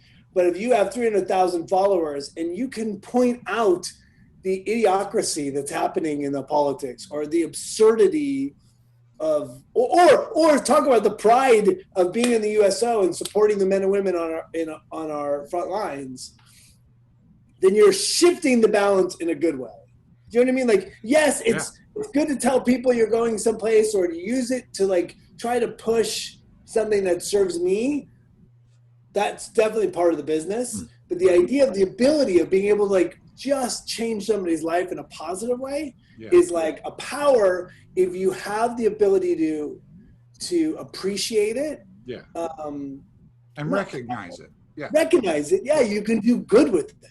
Yeah. And that's the thing. That's what it's all about, is the responsibility. You can choose to do something, to affect people. That's why we're doing this show right now. Is like, we're not making money off it. We're not, we're doing it because it makes us happy. It makes other people happy. We've had lots of comments of people that chime in and say, look, I really look forward to this show every week and it makes me happy. And I listen to it at this job that I hate, or I listen to it, that's the whole reason for it. I mean, that's the point of why we do what we do, is to make people happy. Right. I mean, it might be an ego driven thing, but not really. I mean, if you use it to that benefit, I think it's important, Anyway. I thought you were doing it for the chicks. What? I'm 52. Chicks don't pay attention to 52-year-old guys. 52, they love 52, bro. That's the sweet spot. We verified. Show me your flabby abs. We verified we have at least 3 female viewers. At least. We do. Yes, we do. Your partners. Thank you so much for coming and doing this. We really are you kicking me off? Take care. Have a good night. No. Yeah, good night. No. I just wanted to take a moment and say thank you for taking your time to do this. Yeah. I'm happy to. I don't really like podcasts because I usually am just talking about myself, and at the end of it, I feel so much shame for being all about me. You have party guilt? It's like when you have a party and like after the party, you're like, I have guilt about this party right now. I have guilt that I just was making it about me. I didn't. Yeah. No, this is just people hanging out, man. This is us hanging out. We talk about whatever the fuck we want to talk about. That was good. That's it. So. Sean, have you ever drummed on camera yet? Have you drummed yet? Not on this show. But I mean, that was the time. Go grab sticks. Go grab sticks. Go grab sticks. What am I gonna pound on? I don't care. Like, you're just do like a little, do a paradiddle. I keep hearing Sean's this amazing drummer, and I know. That's the thing. I'm showing him off for all the people. You got to see me actually play drums. You know what, Sean? You and I'm not gonna impress you on a desk. Because I play guitar and bass, I'm going to play, and Sean will play drums, and then we'll do a whole show. It's just us doing intros to fucking Sweet Home Alabama. Yes! Spin them! Yeah, motherfucker! Oh, wow. A spider literally just fell from the ceiling and landed on my desk. It's because this show is spooky. That's why it's spooky. He took off running. I don't know where he went, motherfucker. Anyway. Ready, go. Can you even hear this? Yes. I'm not getting a lot of good action off this table. Hold on, I'm at a bad angle.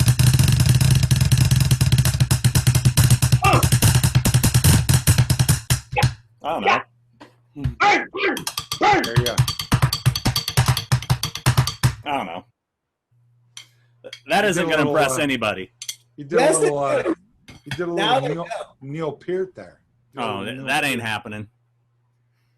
Yeah, I can. No, I will never be as good as that man. That man was a machine. No one ever will be. Yeah. So I'm not much of a tech. let me ask you this, Matthew. What have you been doing during this whole thing, this whole COVID thing, this whole nonsense? What's been going on with you?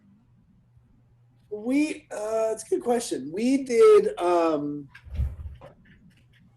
not a lot. I mean, when it started, I sort of look at the puppy. This is Great puppy. This is I'm dog sitting my ex-wife's dog today. This is Finny. Hi, Philly. Hi, Benny. Anyway, Handsome son of a bitch. By the way, in Armageddon, that's a delicious treat. You just fry that little son of a bitch up and eat him. Jesus. that went dark. When this whole thing started, I loved it because I have an 18-year-old, a 15-year-old, and a 12-year-old. Wow. Yeah, and I'm a breeder. We're breeders. Look at that puppy. And then, and for the first 2 months, 3 months, I was like, look how great my kids are.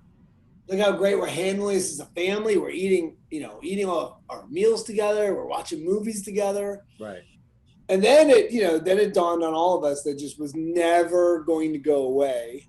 And then everyone's sort of been falling apart since. Yeah. Falling apart meaning how so? Just everyone's struggling. I mean, my wife is struggling. My wife was struggling. My kids, my daughter was supposed to go to USC next year and she took a gap year. So she worked really hard in high school, was a great student, was theater arts kid and got accepted to USC. And when it became clear that it was going to be online learning, like she did not deal with that well. And so we actually pulled her out of USC for the year, which has been great for her.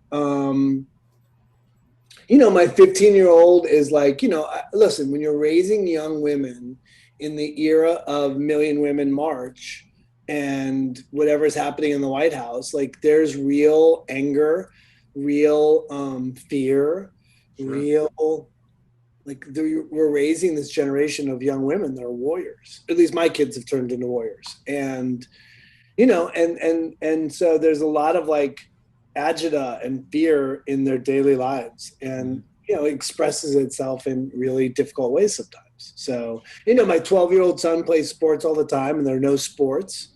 Mm-hmm. So that's especially having children. I can't imagine having children who, keep in mind, you and I have never experienced this in our lifetime. No. And so to have children that are experiencing this in their lifetime is you can't even, you know what I mean? Like we could sit there and we've experienced the 9/11 and we've experienced like so many things, but how do you explain this? How do you even... No. And there's no ability to get them through it. I mean, they're looking to you to be like, well, what do we do now? And I'm like, I'm struggling as hard as you are. Like I'm having just as hard of a time. And that's the hard thing, I think, for kids, that they expect that their parents are no better than them. And the reality is I'm making it up as fast as I can, as long as I can, for the last 18 years. So, and look, I definitely feel like we're good parents and we're full of love and acceptance and, like if you're going to freak out, we're a good house to freak out in, but, but we freak out too. So it's hard. But the good news is that, I started a Dungeons and Dragons company with like my 4 best friends 3 years ago. Mm-hmm.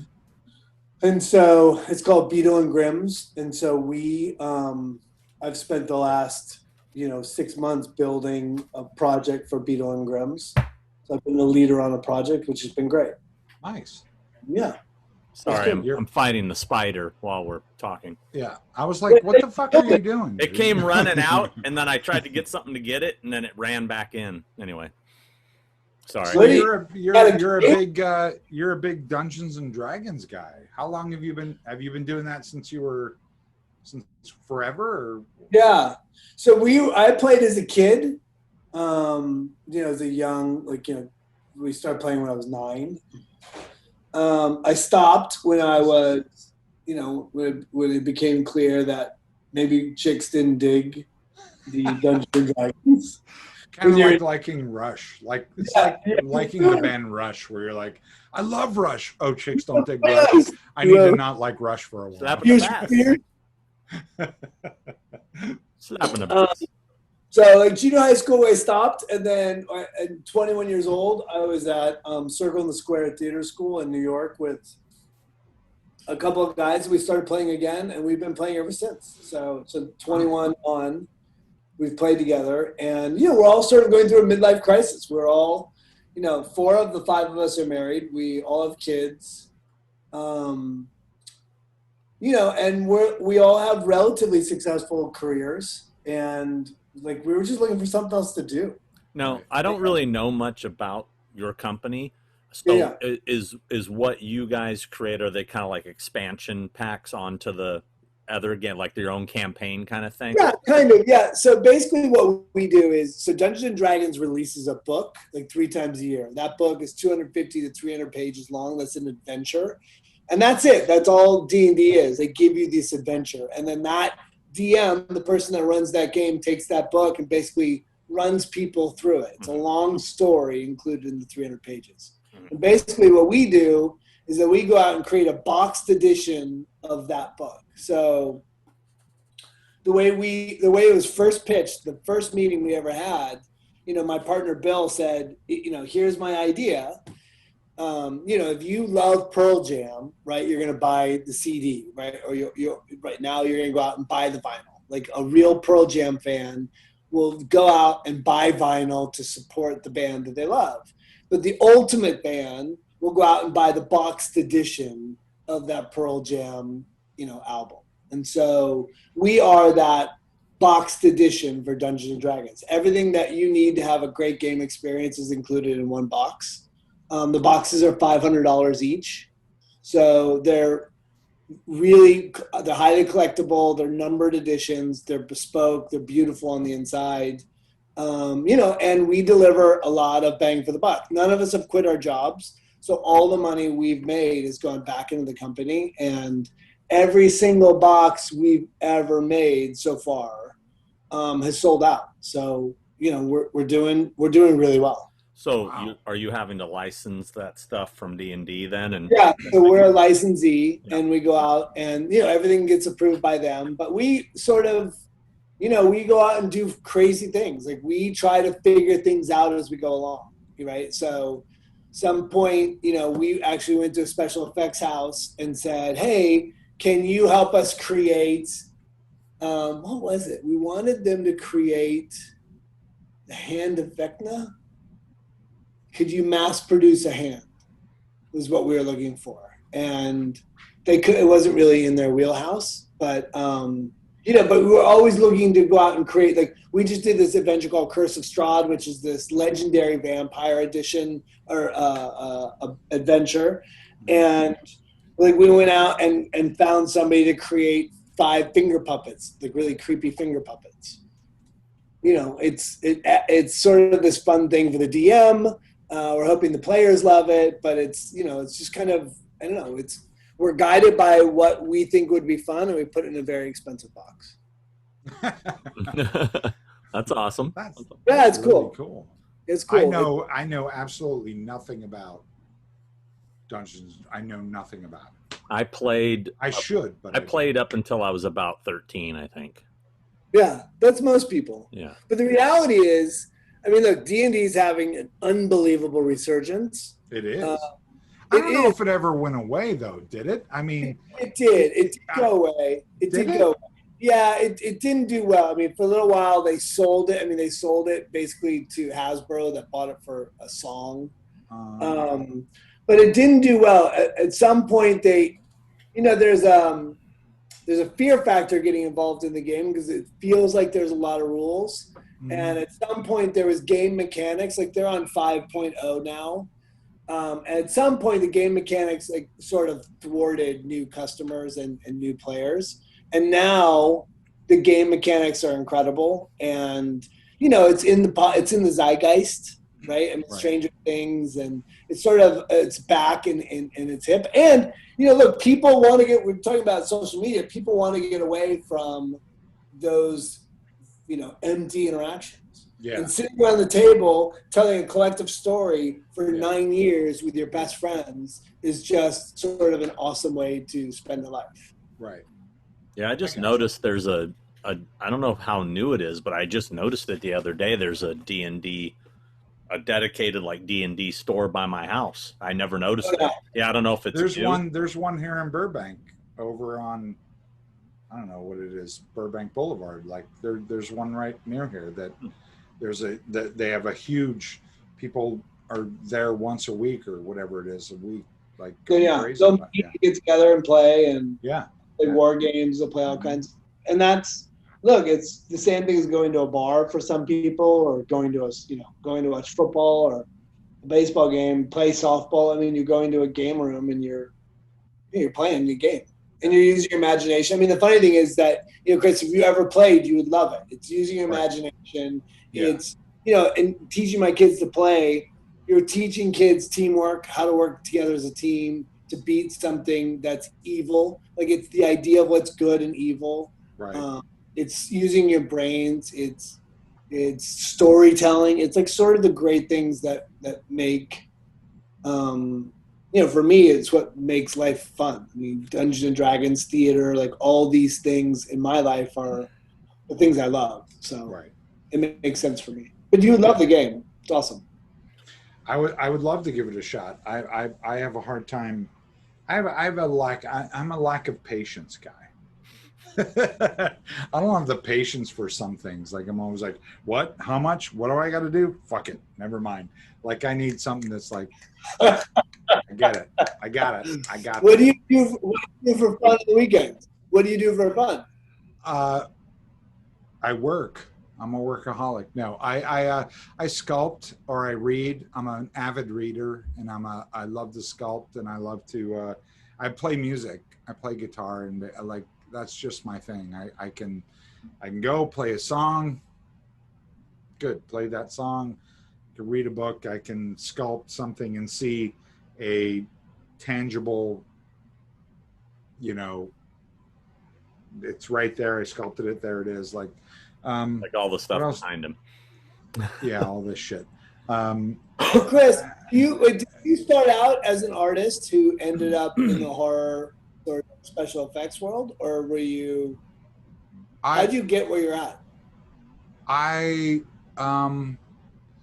never been asked that. Wow, that's weird. Yeah, I've always my own podcast. What's that? I said I'm practicing for my own podcast. By the way, I do have questions for you, Matt. But go ahead, interview Chris. Yeah, we got to get that. No, Sean, I'll keep it short. I'll keep it short. It's just something that I was always into. People get the wrong impression of me. I mean, I love horror, and I'm a hardcore horror guy, and I love the horror genre. I know a lot about it. I tend to work a lot in the horror genre because I do makeup effects, but I also work in non-horror stuff very much. Like, actually, a lot of my work isn't horror genre. It's just cinema. It's just film. And I've always loved cinema and film since I was 5, 6, 7 years old. That's all I've ever been into. And it doesn't have to be a horror movie. It can be any kind of movie. I mean, I've done character makeups for non-horror movies. I've done all kinds of stuff. So it's just movies and cinema in general. I tend to like horror more only because it's the most extreme. Yeah, you get a flex. You know, it's the most extreme and passionate, I find, version of as far as visual goes. You know, people tend to respond well to horror because there's a visual, you know, shock to things and characters and prosthetics and masks and things. So that's the immediate reaction. But I like anything cinema. I love cinema, but That's been my whole life ever since I was a kid. So there's never When did been you start in anything. the movie industry? What's that? When did you start in the movie industry? 19 years old, 20 years old, I think. I mean, I did it all from age 5, 6, all the way up to when I started getting, I'd say 1989, 90, I think was when What was your first movie you worked on, Chris? very first one? Yeah. Fuck me. Never saw that. No, it's not a good movie. It's called Fuck Me. No. Oh, God. It was probably, I think it was a Charlie Ben movie. I think it was like Doll Man versus Demonic Toys or Mandroid or something like that. But shortly thereafter, I worked on one of the biggest movies I ever worked on early in my career was Batman Returns. Oh, yeah. That was like the first giant, like you go to Universal and Sure. they built Gotham City on in a stage at Universal, and there's crosswalks and stoplights and the Batmobile and Michael Keaton in his outfit and penguins walking around, and you're like, what the fuck am I doing? But yeah, it's always just been movies. It's less about it being a horror genre than it is just about movies. Sure, yeah. If that makes sense. Sure. Well, enough about Chris. Yeah, enough about me. No one cares about me, Matthew. No one I do. gives a I shit. care about you. I Including like you. Sean. Sean doesn't care. I do. Maybe he's going to cut all that out. This is never He's going going to cut all of it out. All right, questions? Should I hit record now? Yeah. Quick, next question. All right. So, got some fan questions for you, Matthew. We have fan Oh, questions. wow. Yeah. Matthew doesn't like to answer those questions. It's gonna be. Let me guess. What was it like to be in Scream?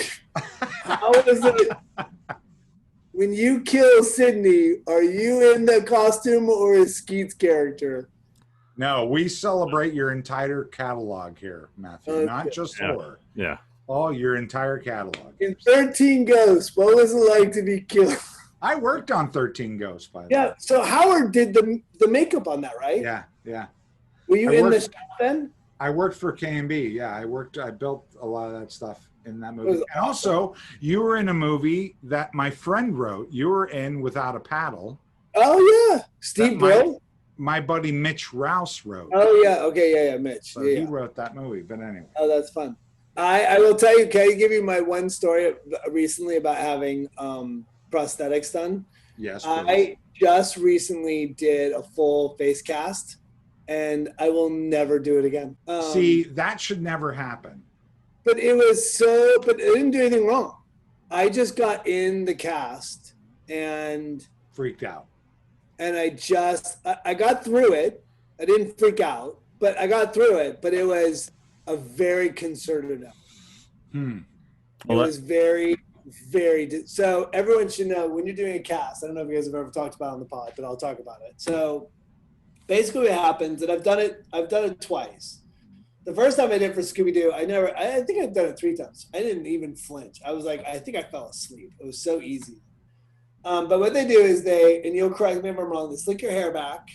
Yeah. They put on a plastic thing that they then they outline your hairline. Yeah. Ball cap. And they put a ball cap on, outline, and then they put a latex, right? They put latex on first. No. Right? No. You tell me. Let me tell you what my impression is. Go. First they That put might on- be the problem right there if they put latex on you. First they put on poison glue, and then they put on acid glue, and then they put on like the blood of the devil. Then they put those layers on, and then they put on plaster. Yeah. They warm a warm plaster over your face, Yeah.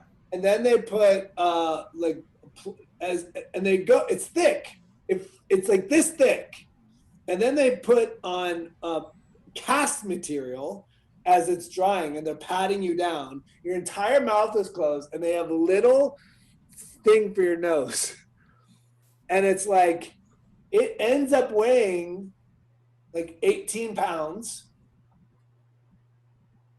I'm telling you my version, Chris. Okay, sorry. It ends up weighing 38 pounds and sucking on your head as you feel your nose start to. Don't tell me they put straws in your nose, because nobody has done that since They 1932. didn't put straws in your nose, Okay. but that thing goes right down your fucking nose. They put it all the way on your nose, and they put a plaster thing over your nose, so you know all that's left between you and death are these little holes in your face, and it sucks. And then they're like, then you have to sit there for an hour and a half. How long are you in there for? It's 15 minutes, not even. Hours with this thing. It's like 10 minutes actually. Like this big. Remember those Martian domes? That's how big it is, and you can't breathe, and I almost died. Okay, we're gonna go back and talk about actors being a pain. Every actor that's ever described getting a life cast has made it sound 1,000 times worse than it is. Although his experience might have been bad. It might have been. They were lovely. It's nothing to do with anyone. If it's done right, you should fall asleep. If done right. There was something about it that was so I've never been claustrophobic. I don't know how you could do it. I don't know how you could do it any other way. I think they did do it right. I just had a personal reaction. Now a lot of times we scan you now. I will be scanned. You're scanned, and then they print your life cast from the scan, and you don't have to do that anymore. And I've also got 2 casts that are like I'm old and it will work. It was I didn't really enjoy it at all. I was it wasn't like I was rude. Next time, call me and I'll do it, and you'll have a fine time. You'll be okay. You'll fall asleep. You'll be all right. I'll take care of you. So I think if I knew, because I was tapping out. Give me out. That was that. So what questions do you have, Sean? Well, let's start with Aaron P. Roach says, she'd like to know what inspired you to be an actor. And if you were not an actor, what do you think you would have ended up doing? Well, I would have ended up as an actor anyway, but I would have ended up I could have easily ended up on the Renaissance Fair tour. I would be doing Man of La Mancha right now in regional theaters. I would still be doing, I was born to do this. If I wasn't doing this, I'd be teaching this, right? So that's that. And then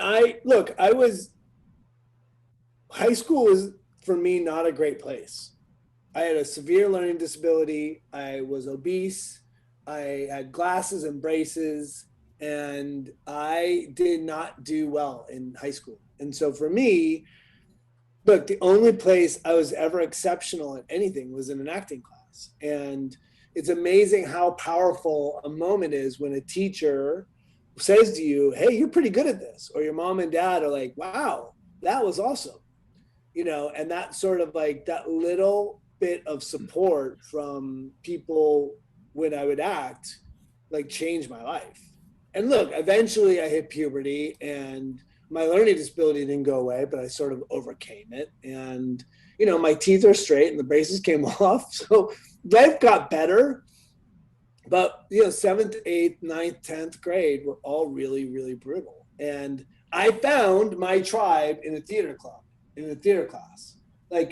When, I played football my freshman year and I was terrible at it. I'm like, well, why would I play my sophomore year if I love this one thing?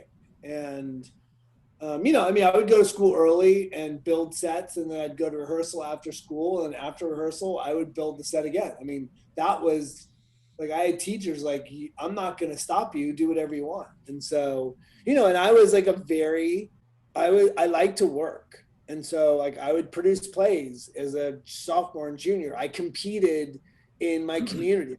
I went to high school in Orange County, California. I grew up in Detroit, went to high school in Orange County. Where'd you go to high school? Foothill. Foothill. Tustin. Oh, no kidding. Okay. Yeah. So I would compete in drama competitions and I would win.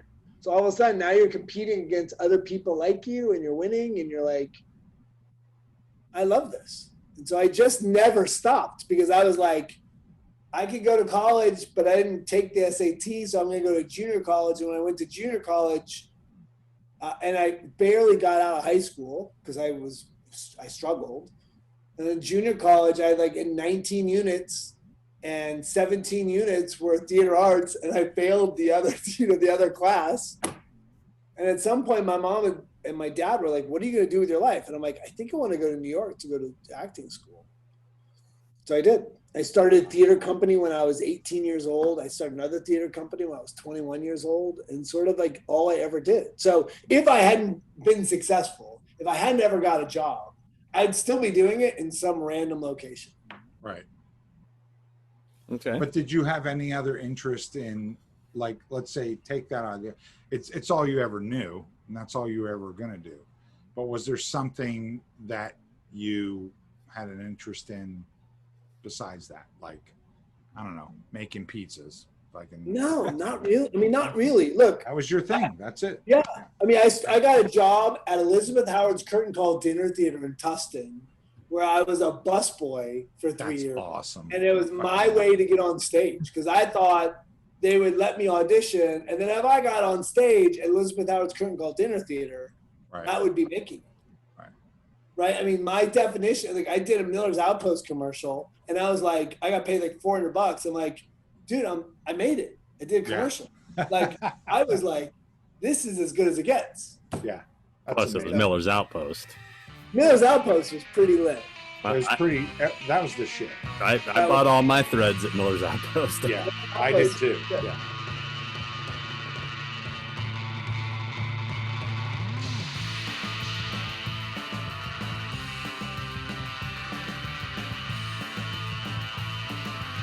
Hilarious. First podcast in my entire life that anyone has ever asked about Skate TV. See? We are different. We are different here. Again, we celebrate your entire catalog here. We do. This is as entire as it gets.